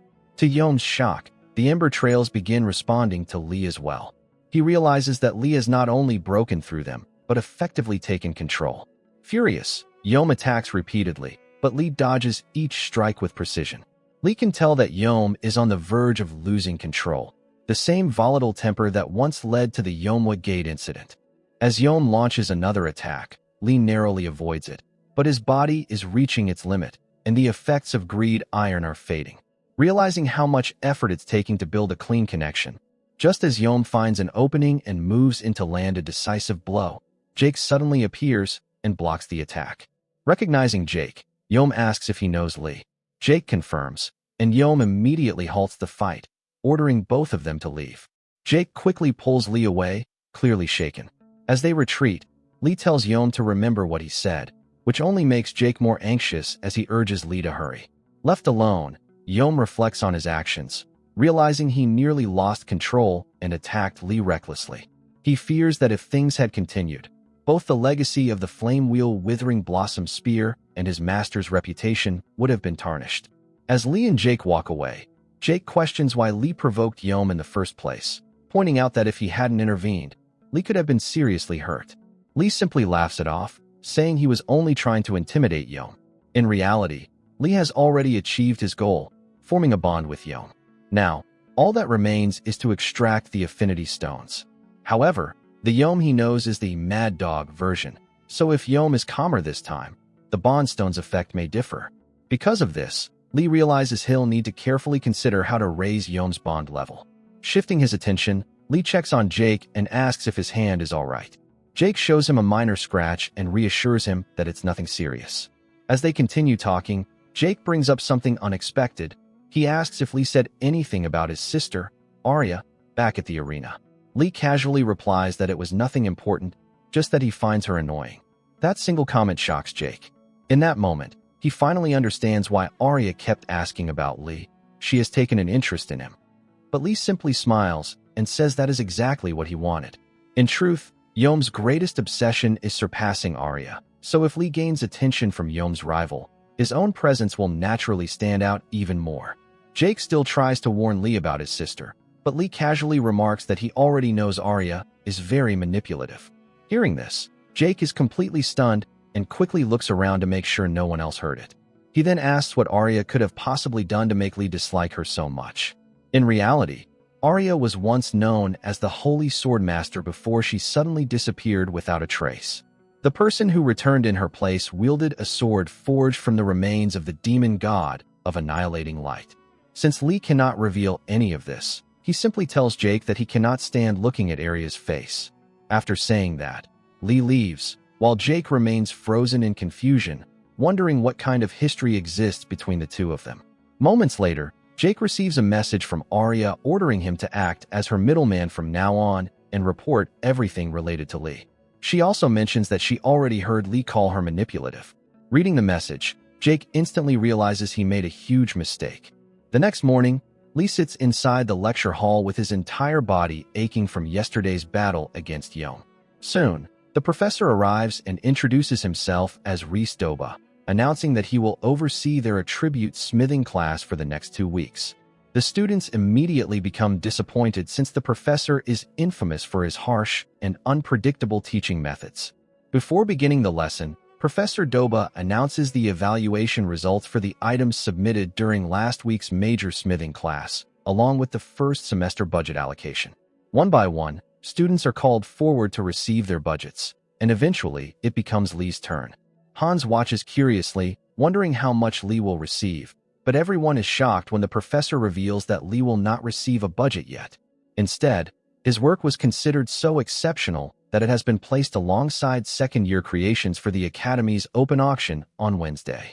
Professor Doba explains that Lee's budget will be decided after the final auction bid, so he must wait until then. Lee figures there is no issue since Professor Kim would have stopped it otherwise, so he calmly accepts the decision. The professor then explains that today's lesson will focus on residual mana and reveals that a cadet volunteered to assist with the class. When the cadet enters the room, the students are stunned to see that it is Yom. The class immediately erupts in whispers, wondering why someone like him is there. Professor Doba quiets everyone down and begins explaining that residual mana in weapons is generally divided into 2 categories, the charge type and the independent type. The charge type stores mana directly, while the independent type can either generate mana on its own or absorb it from the surroundings. Both types have strengths and weaknesses, but the independent type is far more difficult to create because its mana core changes depending on the material, technique, and the creator's mana flow. The professor then asks Yom to demonstrate the charge type. Yom showcases highly volatile fire mana and explains how difficult it is to maintain residual mana with such an unstable element. However, once properly controlled, its endurance becomes exceptional. To demonstrate, he performs the Flame Wheel Blossoming Spear technique. Hans watches in amazement as Yom manipulates fire mana with incredible precision, especially since many students still struggle to control fire inside a basic furnace. After the demonstration, Professor Doba assigns the technique as their next project, which will be due next Thursday. As the lecture transitions into forging class, the students immediately rush toward Yom, believing this might be their only chance to speak with him. However, Yom rejects every single one of them, including Hans. The disappointed students slowly leave for their next class, while Yom remains behind, clearly waiting for Lee. He suddenly asks Lee how much he knows about him. Lee calmly replies that he knows mastery of the Flame Wheel Blossoming Spear technique is measured by the number of wheels one can maintain. He also mentions that the current head of Yoma Gate, the A-rank hero Lee Wonryeong, reached 8 wheels. According to Lee, Yom already maintained 3 effortlessly, meaning he could probably sustain 6 if he truly pushed himself. Hearing this, Yom steps closer and demands to know why Lee is bringing it up. Lee then reveals that Yom once reached 7 wheels, but one day suddenly lost the ability to maintain them. Yom is completely shocked because he never shared this secret with anyone, not even the gate master. As Lee continues walking, he comments that Yom possesses extraordinary talent with fire mana, yet something about his flames feels restrained, as though he has plenty of power but refuses to let it fully erupt. Desperate for answers, Yom asks Lee for the real reason behind his condition, but Lee has no intention of explaining it so easily. Yom quickly offers to give Lee anything he wants in exchange for help. Lee then sets 2 conditions. First, Yom must fairly compensate him for every piece of advice he provides. Second, whenever Yom encounters something difficult to judge, he must consult Lee directly.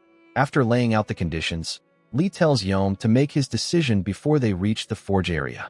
Without hesitation, Yom agrees, but only if Lee can first prove that his words are true. After this, they head to the forging room where Lee immediately begins forging without even sketching a blueprint, leaving the students shocked as they whisper among themselves. Meanwhile, Lee combines fire attribute ore and dark attribute ore in a 7:3 ratio, causing the first-year students to assume the mana will simply dissipate. Ignoring their comments, Lee continues heating the material until elemental mana starts leaking out. He then carefully adjusts both the flames and the mana flow at the same time, allowing the metal to absorb the elemental energy through a process known as thermal displacement. Even the professor is surprised that Lee is already capable of using such an advanced technique. Lee knows the others only see ordinary thermal displacement, but Yom is witnessing something entirely different. As Yom watches closely, Lee keeps the fire attribute mana spreading outward from the inside, while the dark attribute mana pushes inward from the outside. This perfect balance between the 2 opposing energies allows them to form a flawless circle. At that moment, Yom realizes that his second attribute mana, which had always been forbidden because it interfered with the solar will spear technique, could actually be used exactly as Lee demonstrated. Yom immediately tries it himself, only to discover that his control drops to the 5th wheel. He tells Lee that he successfully formed the Black Flame wheel, but he no longer has enough strength to maintain 6 wheels. He casually replies that 5 Black Flame wheels should already be stronger than 7 regular ones. However, Yom quickly rejects the idea and explains that the Yoma sect regularly sends instructors to evaluate successor candidates living outside the sect. If his level falls below the 6th wheel, he will lose his position as successor. Because of this, Lee suggests using the old method temporarily, but Yom reveals that it will not work either since he can no longer properly control dark attribute mana. Lee realizes the situation is more serious than expected, especially after learning that the instructor will arrive tomorrow. Determined not to let Yom lose his successor status, Lee starts searching for another method that can work within a single day. He then asks Yom if he is willing to do anything to secure his position. Yom immediately agrees, so Lee extracts the Crimson Resonance Blackstone from him and announces that they will first change Yom's weapon. The 2 then head to Akelcup's private training room, a facility reserved only for the top 100 martial arts hall rankers or the top 30 faculty members. Lee tells Yom to stop wasting time, so Yom reshapes the training room to resemble the grounds of the Yoma sect. Seeing this, Lee jokingly asks if he is feeling homesick. Yom calmly explains that his master sent the environment setting to him, so he occasionally uses it for training. Without delay, Lee begins crafting tools and splits the extracted bond into 2 separate pieces. He then binds each piece to a spear before handing both weapons to Yom, who looks completely confused about why he suddenly needs dual spears. Lee explains that using 2 spears is far more effective for handling dual attribute mana. He then instructs Yom to create a flame wheel with his left hand while releasing dark mana with his right. Yom focuses carefully and follows the instructions, but something unusual immediately happens. Lee quickly realizes what Yom has been lacking all this time. Without noticing it himself, Yom allows dark mana to flow into his left hand naturally. Normally this would not be a major issue, but because Yom spent years suppressing dark mana, the 2 attributes now interfere with each other severely. That is why Lee creates a new training method focused on controlling both attributes simultaneously, which should allow Yom to easily regain the 6th wheel. Lee even gives Yom a special wristband to wear during training. After 3 hours, Yom adapts rapidly and becomes noticeably better at handling both attributes. Watching this, Lee wonders if the method works so well because it was originally developed by Yeom's future self. Curious about Yeom's natural talent, Lee carefully studies his breathing patterns, muscle movements, and shifts in balance. Noticing Lee staring intensely, Yeom asks what he is looking at, but Lee casually replies that he is gathering data to create Yeom's future weapon.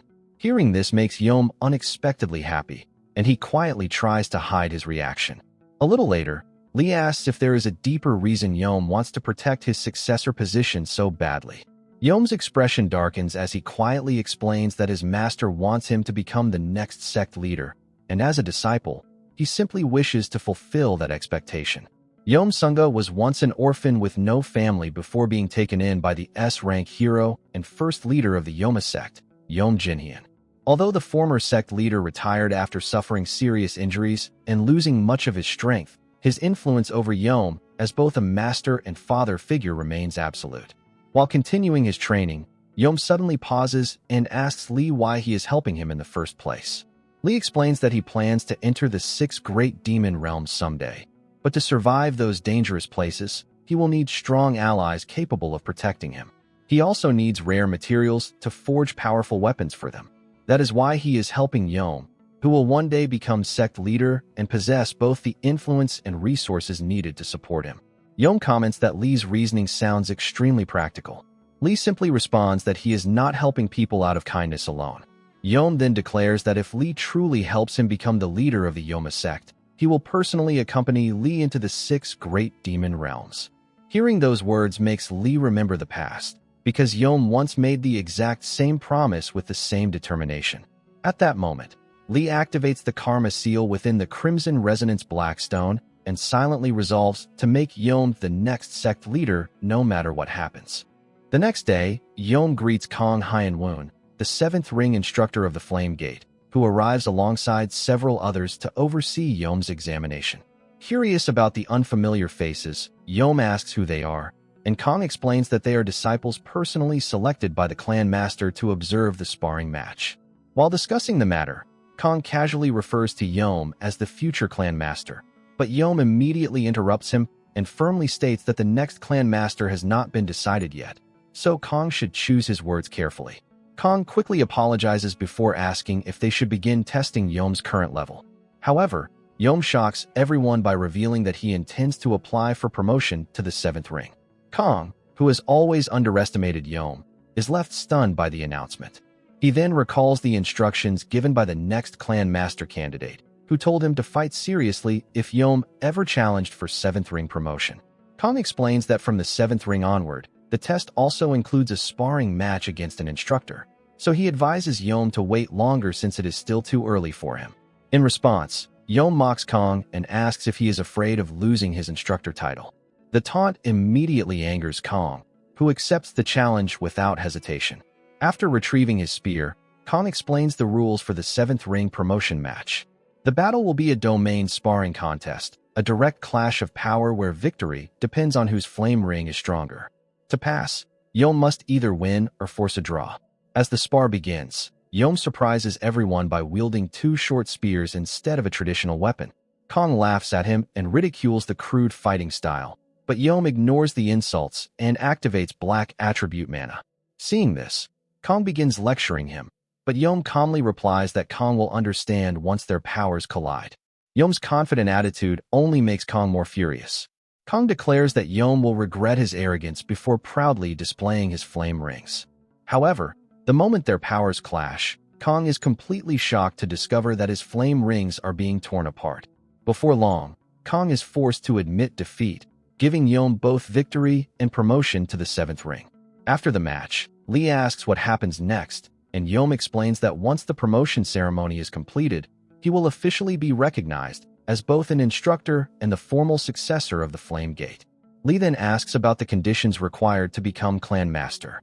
Yeom reveals that there are 2 requirements: reaching the 8th ring and earning the support of the majority of the instructors. Curious, Lee asks if Yeom can gain the instructor's approval, and Yeom replies that he can likely convince them through sparring matches, although future battles will be much harder since they will not use domain sparring rules anymore. Hearing this, Lee confidently states that Yom will achieve it soon because today's result already proves his potential. Lee only tells Yom to start thinking about how he plans to repay the favor later. Yom responds that he is willing to do anything within his power. Yom then mentions another request he wishes to commission from Lee. Lee is surprised that Yom is already asking for another weapon so soon. After witnessing today's match, Yom realized how extraordinary Lee's forging skills truly are, especially since he created such a powerful weapon in only a few hours. Now Yom wants to see what kind of spear Lee could make next, and asks him to forge an even better weapon. At that exact moment, Lee receives a notification informing him that Yom's bond level has increased to level 2. The scene then shifts to the auction house, where professors are presenting weapons crafted by the students. Lee and Erica also attend the auction, but they wear disguises to avoid drawing attention. Professor Kim insisted that Lee should appear at the event because public image matters, especially now that Lee has become the center of attention. In addition, Lee is curious about Michael's apparent scheme to take control of the refining department. Soon, the commentator announces the auction theme, revealing that a total of 36 iron swords have been submitted. A special quality verification process has also been prepared for the event. The commentator then introduces Seo Jumpo, weaving together the fur of the white tiger, an S-rank magic beast. Because of its unique steel-like properties, the fabric is highly resistant to slashing attacks. However, weak weapons with poor durability will instantly fail against it. The auction organizers plan to use this material to identify defective products during testing. One by one, the swords are tested as the audience watches excitedly. Sitting beside Lee, Erica asks if he understands why they are using such a method.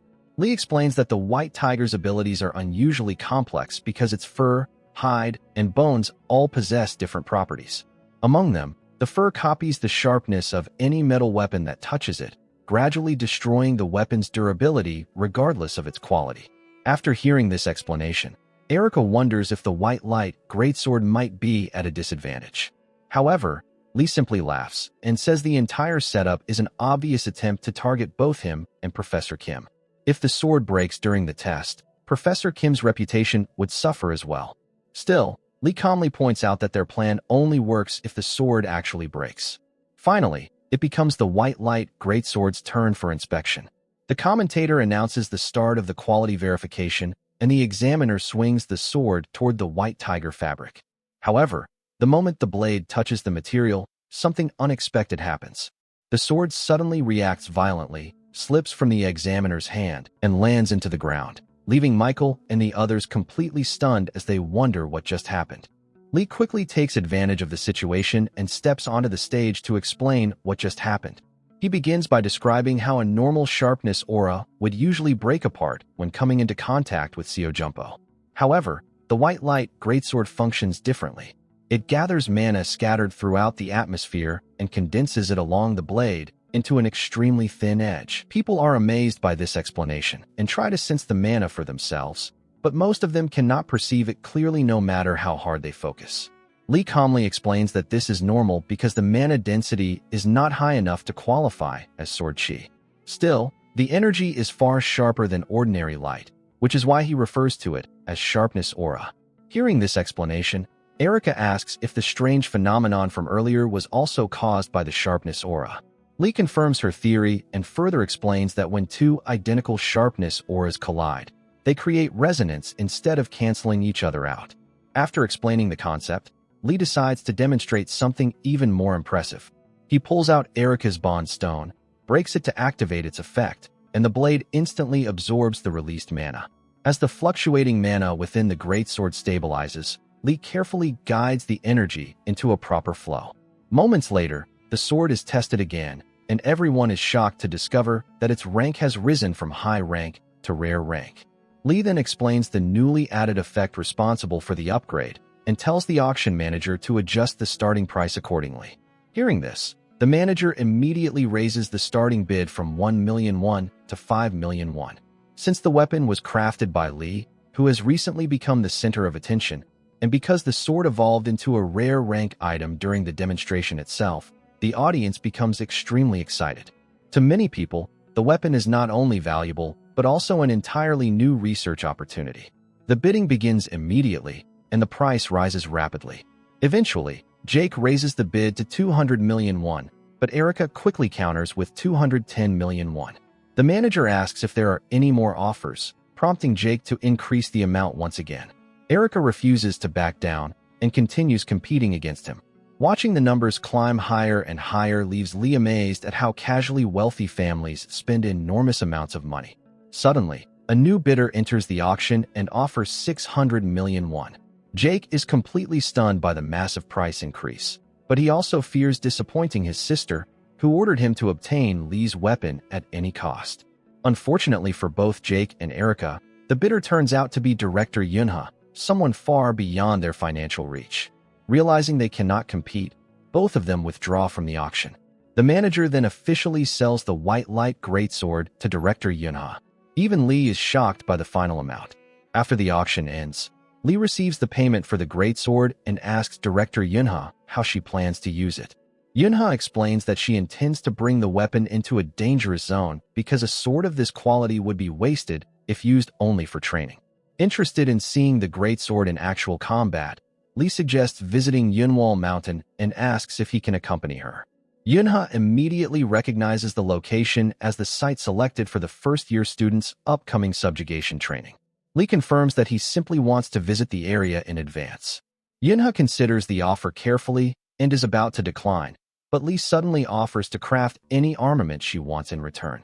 Hearing this, Yunha instantly agrees and decides they will leave next week. Lee accepts the arrangement without hesitation. In truth, Lee has another reason for choosing Yunwal Mountain.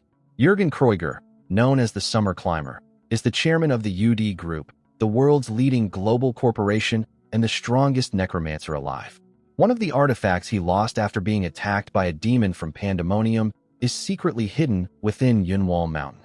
The scene then shifts to Jake, who gathers enough courage to meet Arya and admit that he failed to obtain the White Light Greatsword for her. Arya appears calm as she listens to the news while Jake repeatedly apologizes. Instead of becoming angry, Arya tells him that what is done cannot be changed, so they should focus on their next move. Since Lee and Jake attend the same class, Arya instructs Jake to find an opportunity to approach Lee directly. She even promises to speak to their father about the succession ceremony again if Jake handles the situation properly. At the same time, she reminds him how unstable his current position already is and warns that another mistake could easily cost him his place as valedictorian. Before Arya can continue, Jake hurriedly interrupts and promises that he will do whatever it takes to obtain this sword from Lee. Arya smiles again and calmly asks whether he truly thinks it is acceptable to interrupt her while she is speaking. Realizing his mistake, Jake immediately apologizes. Arya then coldly instructs him to bring the sword to her by any means necessary. The reason behind her obsession is simple. For reasons she cannot fully explain, Lee continues to irritate her more and more with every encounter. In the next class, Lee presents the short spears he forged as his assignment. The professor is immediately shocked after checking the stats of the high-grade, mid-high quality weapons. The craftsmanship alone is already impressive, but what truly surprises him are the flame wheel and auxiliary formulas engraved within the spears. These formulas automatically repel attribute mana whenever the user's control becomes unstable, effectively warning the wielder before a mistake can occur. Deeply impressed, the professor awards Lee a perfect score and even exempts him from future attendance. Hearing this announcement causes the other students to whisper among themselves, calling Lee a genius while wondering why someone with his ability is still attending classes alongside ordinary first years. After finishing the evaluation, Lee prepares to leave the classroom, but the professor hands the spears back to him and asks Lee to contact him if he ever decides to sell them. Carrying the weapons with him, Lee heads toward Professor Guang's class instead. When Lee opens the dojo doors, he finds Jake already training inside. Jake is surprised to see him and asks whether Lee has a class today. Lee casually replies that he simply arrived early to get some practice done and offers to leave if Jake wants the room to himself. However, Jake immediately stops him because he wants to ask Lee for a favor.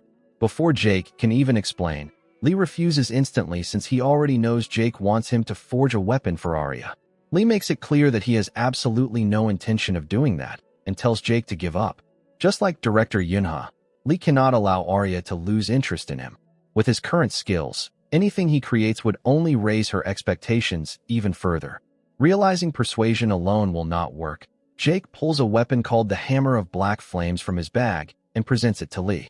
The hammer was forged using refined dragonite, and both sides are infused with fire and dark attribute mana to amplify the power of each element. Lee carefully examines the weapon before admitting that it is actually quite impressive. Jake then proposes another duel. If Lee loses, he must agree to forge a weapon for Arya. Hearing this, Lee adds another condition of his own. If Jake loses, he cannot mention his sister's name for an entire month, and he must also make sure Arya knows about the agreement. Jake thinks about it briefly before accepting, and the two prepare for their match. As they get ready, Jake recalls how Lee caught him off guard with a counterattack during their previous duel. This time, he plans to fight seriously from the very beginning. Lee notices Jake compressing an enormous amount of mana simply by clenching his fist, so he quietly deactivates the social link stone and activates Gluttony Iron instead. Lee then casually spins the short spear in his hand, making Jake realize he looks surprisingly experienced with it. Jake briefly wonders whether blacksmiths are trained to handle different weapons, but he quickly dismisses the thought and convinces himself that Lee cannot defeat him with a weapon he only recently learned to use. The duel begins as both fighters clash head-on. Jake attacks with full determination, intending to secure victory this time, but Lee has no intention of losing so easily. He counters with the Flame Wheel Ember Spear technique, leaving Jake completely stunned. Before regressing, Lee spent a long time listening to Yom's stories and techniques. At first, he only did it to improve their bond level, but once Yom truly opened up to him, the two shared techniques they had never taught anyone else. Although Lee was constantly mocked and criticized back then, he can now at least recreate a rough imitation of those techniques. Using that knowledge, Lee steadily overwhelms Jake and disrupts his rhythm completely. Jake soon realizes he is being dragged around the battlefield and can no longer control the flow of the fight. However, he quickly figures out that the only way to turn things around is to stall until Lee's technique weakens. Because of this, Jake focuses entirely on dodging while widening the distance between them. Lee immediately understands Jake's strategy and even compliments him for being a top student for a reason. In response, Lee decides to use the mana stored within Yom's Ink Spider bracelet. Jake is shocked after seeing Lee pull off something like that, so he instantly counters by activating the Myers-style Formless Sword, Blue Axis technique, allowing him to perform sword arts barehanded. Seeing Jake push himself this far, Lee decides to stop holding back as well and unleashes the Flame Wheel Ember Spider, First Revision, Eclipse Crescent. Lee cannot afford to lose this duel either. Their attacks collide with tremendous force, and for a brief moment, it looks as though both of them will land decisive blows at the exact same time. Realizing the outcome, Jake finally accepts his defeat. With this duel, Lee successfully establishes a bond with Jake.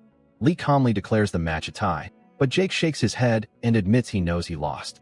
Clearly frustrated, he complains that things would be different if he could use a sword. Every sword he touches eventually breaks, and he even destroyed one with hero-grade durability before. Hearing that, Lee quickly pieces together that something unusual is going on and asks Jake to hold out his right hand. Without warning, he taps it with his blacksmith hammer, but the impact is strangely deflected. That is when Lee realizes the issue is not reinforcement, but material alteration. Annoyed, Jake demands an explanation first, but Lee simply tells him that he will forge a sword that won't break. He then takes a mana stone and confidently states that he can create a weapon capable of handling Jake's power. Before they can continue, Guangsu steps in and asks Jake to leave because he wants a private conversation with Lee. He points out that Lee was supposedly an old blacksmith not long ago, yet now he moves like a highly trained spearman, making his true identity seem suspicious. Lee jokes that Guangsu is basically saying his stance is too perfect to be believable. He then explains that it is nothing special, just a skill that temporarily adjusts his muscles to mimic another person's body. Once the effect ends, everything returns to normal. Surprised, Guangsu asks about the limitations, and Lee admits the physical strain is intense and requires time to observe the target properly. Hearing that, Guangsu finally relaxes and apologizes for suspecting him. He reveals that his concern came from a demon known as the Doppelganger, one of the 10 evils of Pandemonium, a monster capable of copying martial arts and using them against its opponents. Since he has a personal grudge against that demon, he ended up overreacting. Lee understands immediately and says he would have done the same if a demon were involved. Guangsu bursts into laughter, relieved by the answer, then admits that Lee's abilities are forcing him to completely rethink his teaching methods. He promises to explain everything later once he has worked things out. As Lee walks away, Guangsu can't help thinking that Lee could easily become the Academy's valedictorian. A short while later, Lee receives a call from Yom, who asks when he plans to return. Instead of answering, Lee asks whether Yom knows a Babel mage named Louise Valent. Yom says he has never heard the name, so Lee requests that he quietly investigate where she is and what she has been doing. Doubting Yom's connections, Lee wonders if he can even pull that off. But Yom immediately tells him not to underestimate him just because he is broke and has no influence inside the Flameflower Gate. He insists he has other channels and tells Lee to wait. To Lee's surprise, Yom calls back with information almost immediately. He explains that Louise is the second-year salutatorian of the Elemental Department and was considered one of the Academy's brightest talents. However, 6 months ago, during a sparring match at the Martial Arts Hall against Götz Kruger, her wand was destroyed. The wand had been crafted by Pierre Barmet, and the incident permanently damaged Louise's mana circuit. Since then, she has been on a leave of absence and is currently undergoing rehabilitation at UR's General Hospital, but her condition has shown little improvement. Just then, Jake spots Lee and approaches him, saying he wants to discuss the sword. Before talking about it, however, Lee asks whether Jake knows Götz Kruger and Pierre Barmet. Jake explains that the two come from connected noble families and are both part of the nobles network. After hearing that, Lee asks Jake to investigate them. In exchange, he promises to forge the unbreakable sword within a week. Jake immediately agrees, but Lee follows up with a shocking request, telling him that the first thing he needs to do is break his own arm. Jake freezes on the spot, completely stunned by what he just heard. The scene then shifts to UR's General Hospital in Ascus, where a group of doctors gathers to monitor Louise's rehabilitation. As she attempts to use magic, her mana begins flowing, but the familiar pain quickly returns due to mana backflow. Frustrated, Louise realizes the lingering trauma is still affecting her. Seeing her condition worsen, the professor immediately orders the doctors to stop the session and administer mana neutralizers. Louise stubbornly insists she's fine and claims a short break will be enough to continue, but the professor firmly shuts her down, explaining that training is over for the day. Worse yet, her rehabilitation sessions will now be reduced, and her magic usage will be limited to beginner-level exercises. Louise is completely stunned and argues that she can still continue, but the medical staff restrains her while the professor ignores her protests and orders the neutralizers to be used immediately. Desperate, Louise rushes toward him, insisting she can still use mana, but before she can do anything, the medicine takes effect and she falls asleep. When she wakes up later in her hospital room, she reflects on how her impatience may have ruined her chances. Instead of dwelling on it, she decides she needs another solution. If rehabilitation training isn't working, maybe exercise or meditation will. Determined, she gets out of bed, only to accidentally bump into Lee in the hallway. Wearing a serious expression, Lee asks what she's staring at, while Louise immediately fires back that he's the one who should apologize. Suddenly, a wave of weakness hits her, and she nearly collapses, but Lee quickly catches her and calmly tells her to lie down if she's feeling unwell.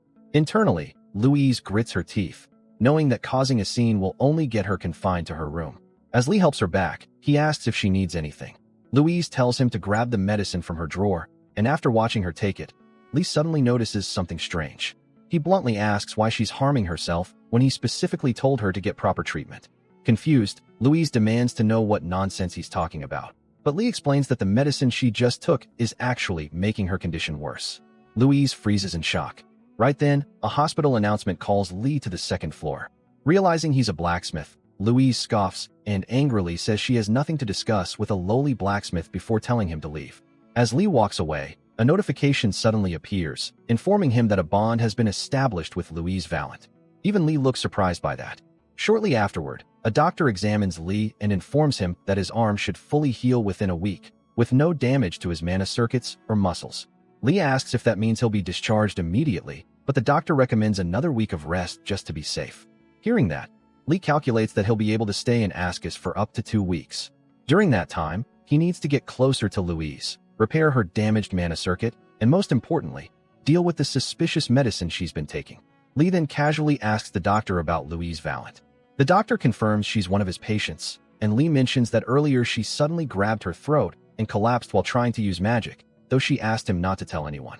Concerned, he says he felt it was too dangerous to ignore. The doctor immediately understands, and Lee quietly thinks that everything is falling into place. The next morning, Lee calls Jake and asks for the information he requested. Jake explains that something definitely seems suspicious. As Lee already knows, Babel's Ivory Tower serves as UR's major sponsorship foundation and operates independently through support from professors, alumni, and related organizations. Because of that, its influence over magic cadets is enormous. Every year, the Ivory Tower selects scholarship students, and during Louise's second year, the two strongest candidates were Gotts Kruger and Louise Valent. Right before the scholarship sparring match, however, the wand provided to Louise by the Barmett family was destroyed, and in the end, Gotts secured the scholarship position. Jake also reveals that the Kruger and Barmett families maintain a cooperative relationship. Hearing all this, Lee concludes that Gotts Kruger and Pierre Barmett likely worked together to target Louise. He then asks whether Jake found anything else related to the inhaler medicine. Jake says that Louise's injuries were severe enough that Professor Charles from the Elemental Department personally stepped in to help her and continues sponsoring her treatment even now. Instead of feeling reassured, Lee finds that detail even more suspicious. After thanking Jake for the information, Jake mentions one last thing. Several people, including Yom and Erica, have been worried sick about Lee and have been giving Jake a hard time, so he should contact them soon. After ending the call, Lee realizes he doesn't even have Erica's number and decides he'll deal with it later. Arriving at Louise's room, he knocks on the door, but the moment she opens it, she grabs him and starts venting her frustration. The doctors have officially ordered her to rest for 2 full weeks and slowly restart training from beginner level. Louise fumes that she spent 6 months suffering through rehabilitation, and now it all feels wasted because of Lee's interference. Ignoring her complaints, Lee asks about the inhaler from yesterday. Louise replies that she didn't use it. That's when Lee calmly tells her that he can fix her mana backlash. Louise stares at him in disbelief and asks whether he even understands what mana backlash is.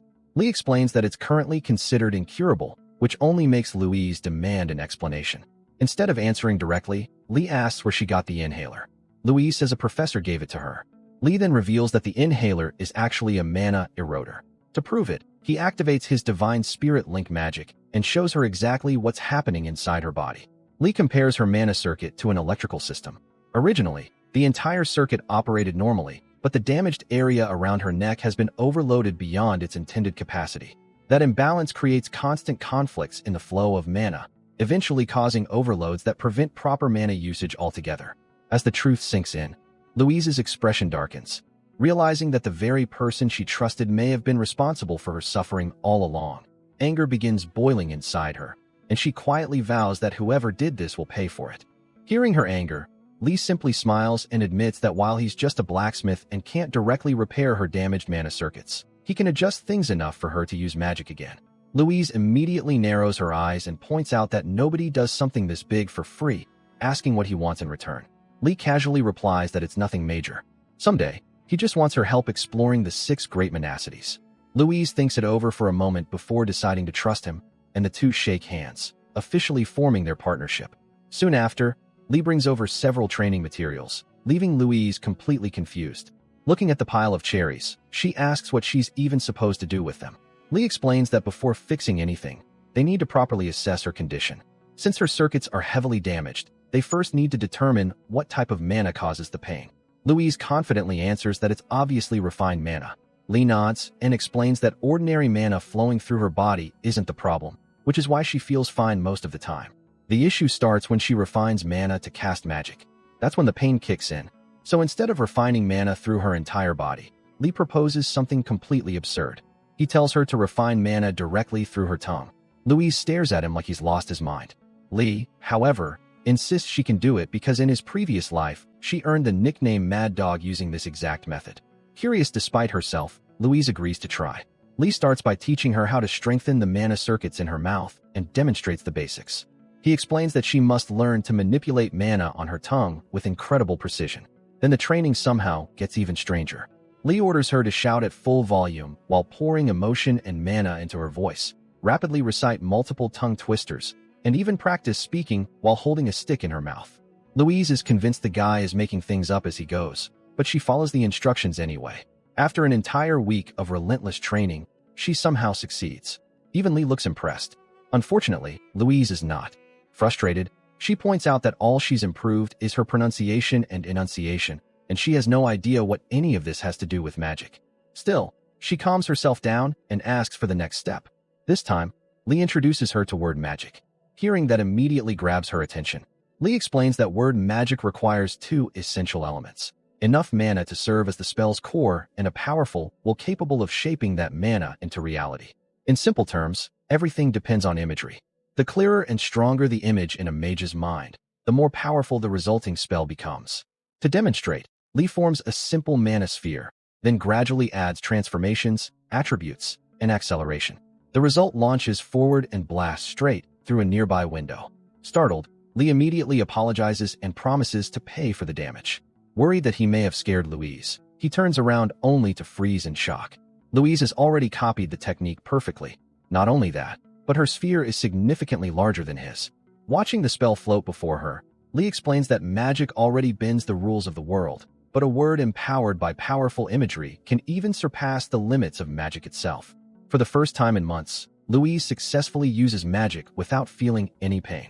She stares at her hands in disbelief, overwhelmed with emotion. Lee jokingly tells her it's okay to cry if she wants to.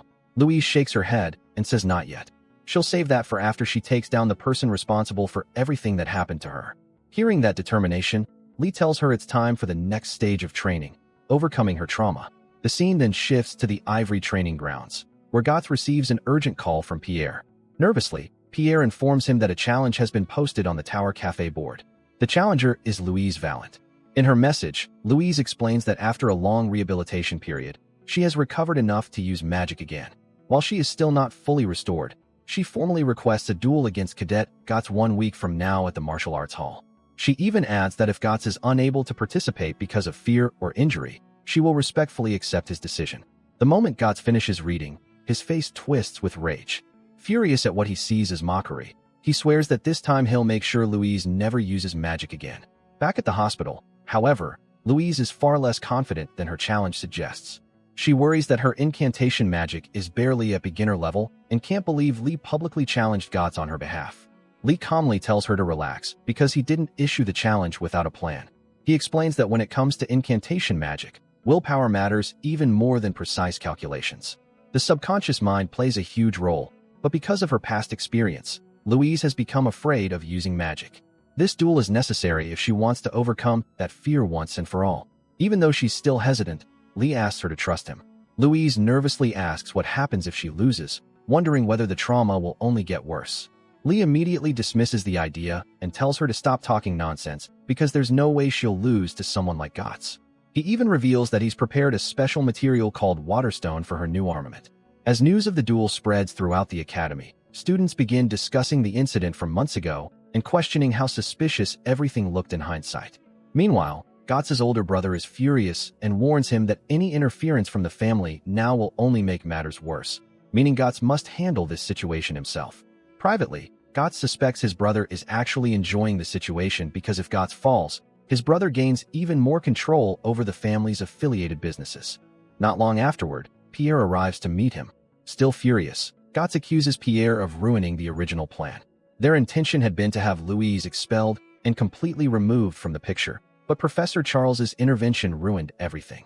Pierre quietly admits responsibility and apologizes, but Gotz cuts him off, saying apologies are worthless unless Pierre has a solution. He warns that if this situation spirals out of control, both of them could suffer serious consequences.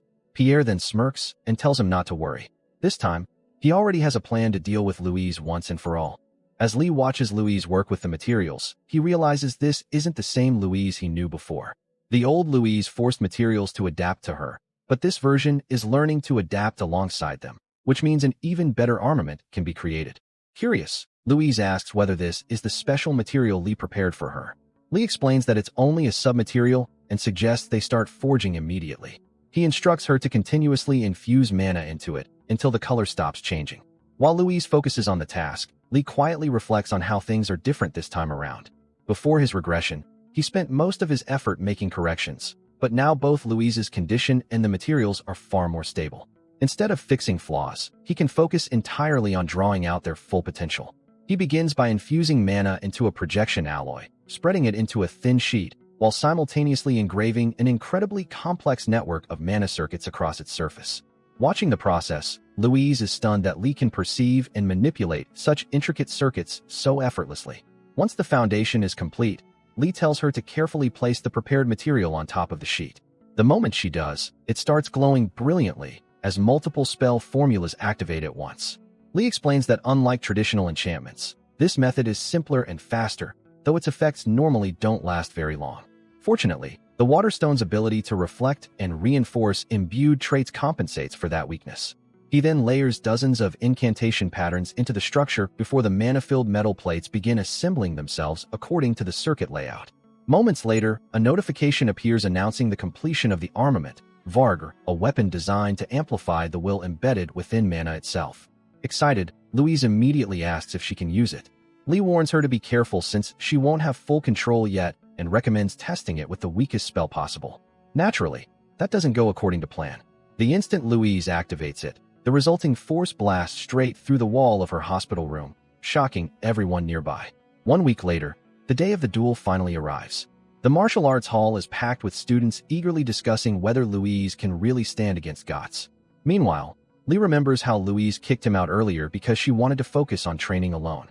As he waits, he suddenly senses something strange.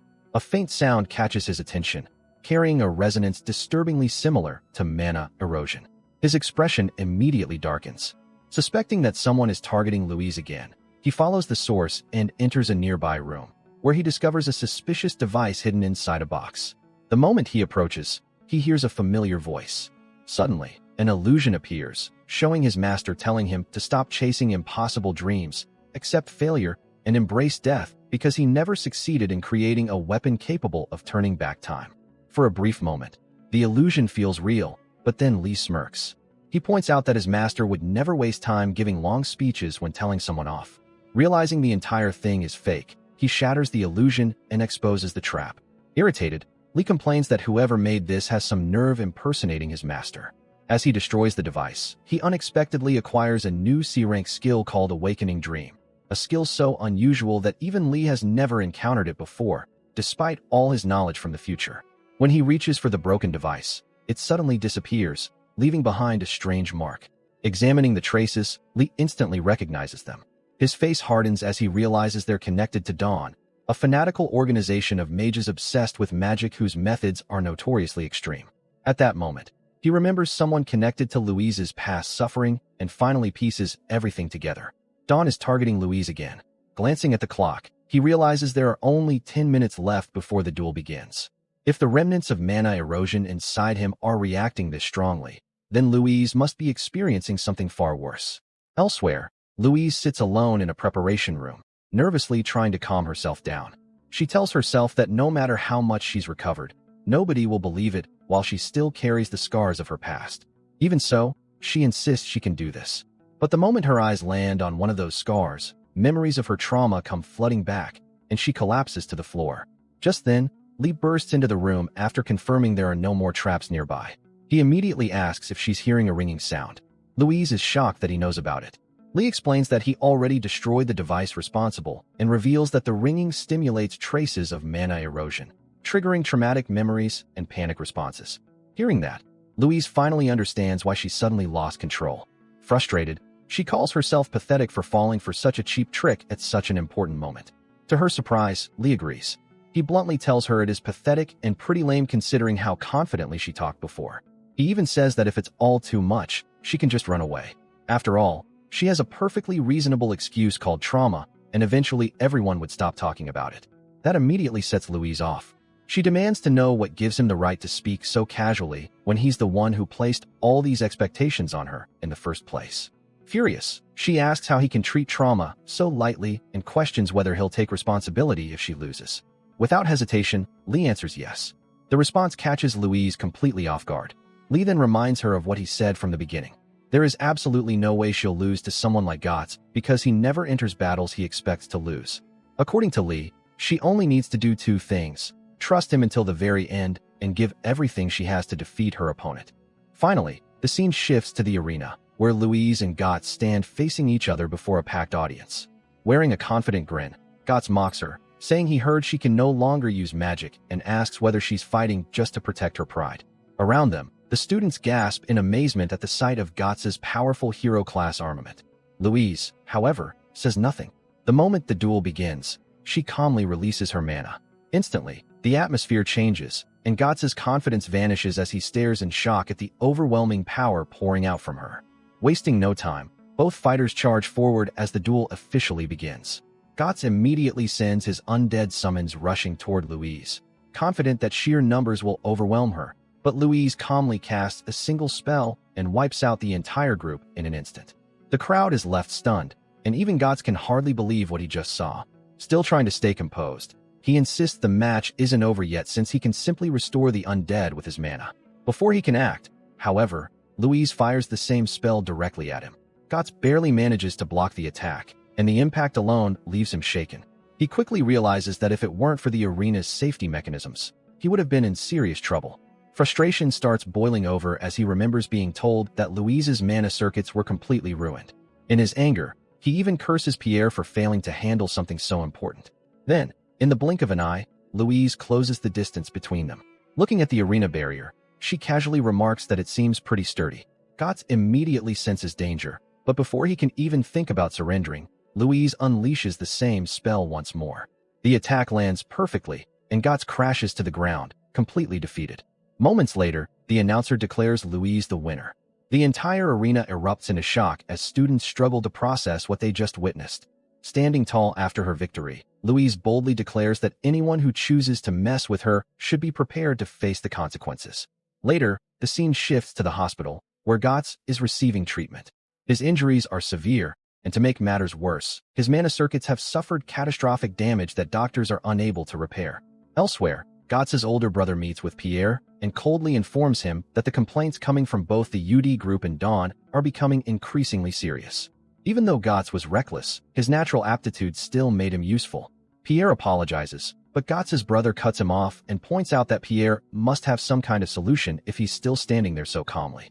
Pierre explains that once Louise enters the ivory tower, he already has plans to deal with her. As for Lee, the upcoming subjugation training exercise presents the perfect opportunity.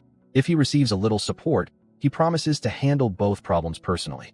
After a moment of silence, Guts' brother agrees to help, but issues a clear warning. If Pierre fails again, he should be prepared to give up his succession rights entirely. Pierre accepts the condition and promises not to disappoint him. The story then shifts back to Lee, who is deep in thought. Something about his newly acquired skill feels unsettling. To obtain a skill, a person normally needs at least some aptitude related to it.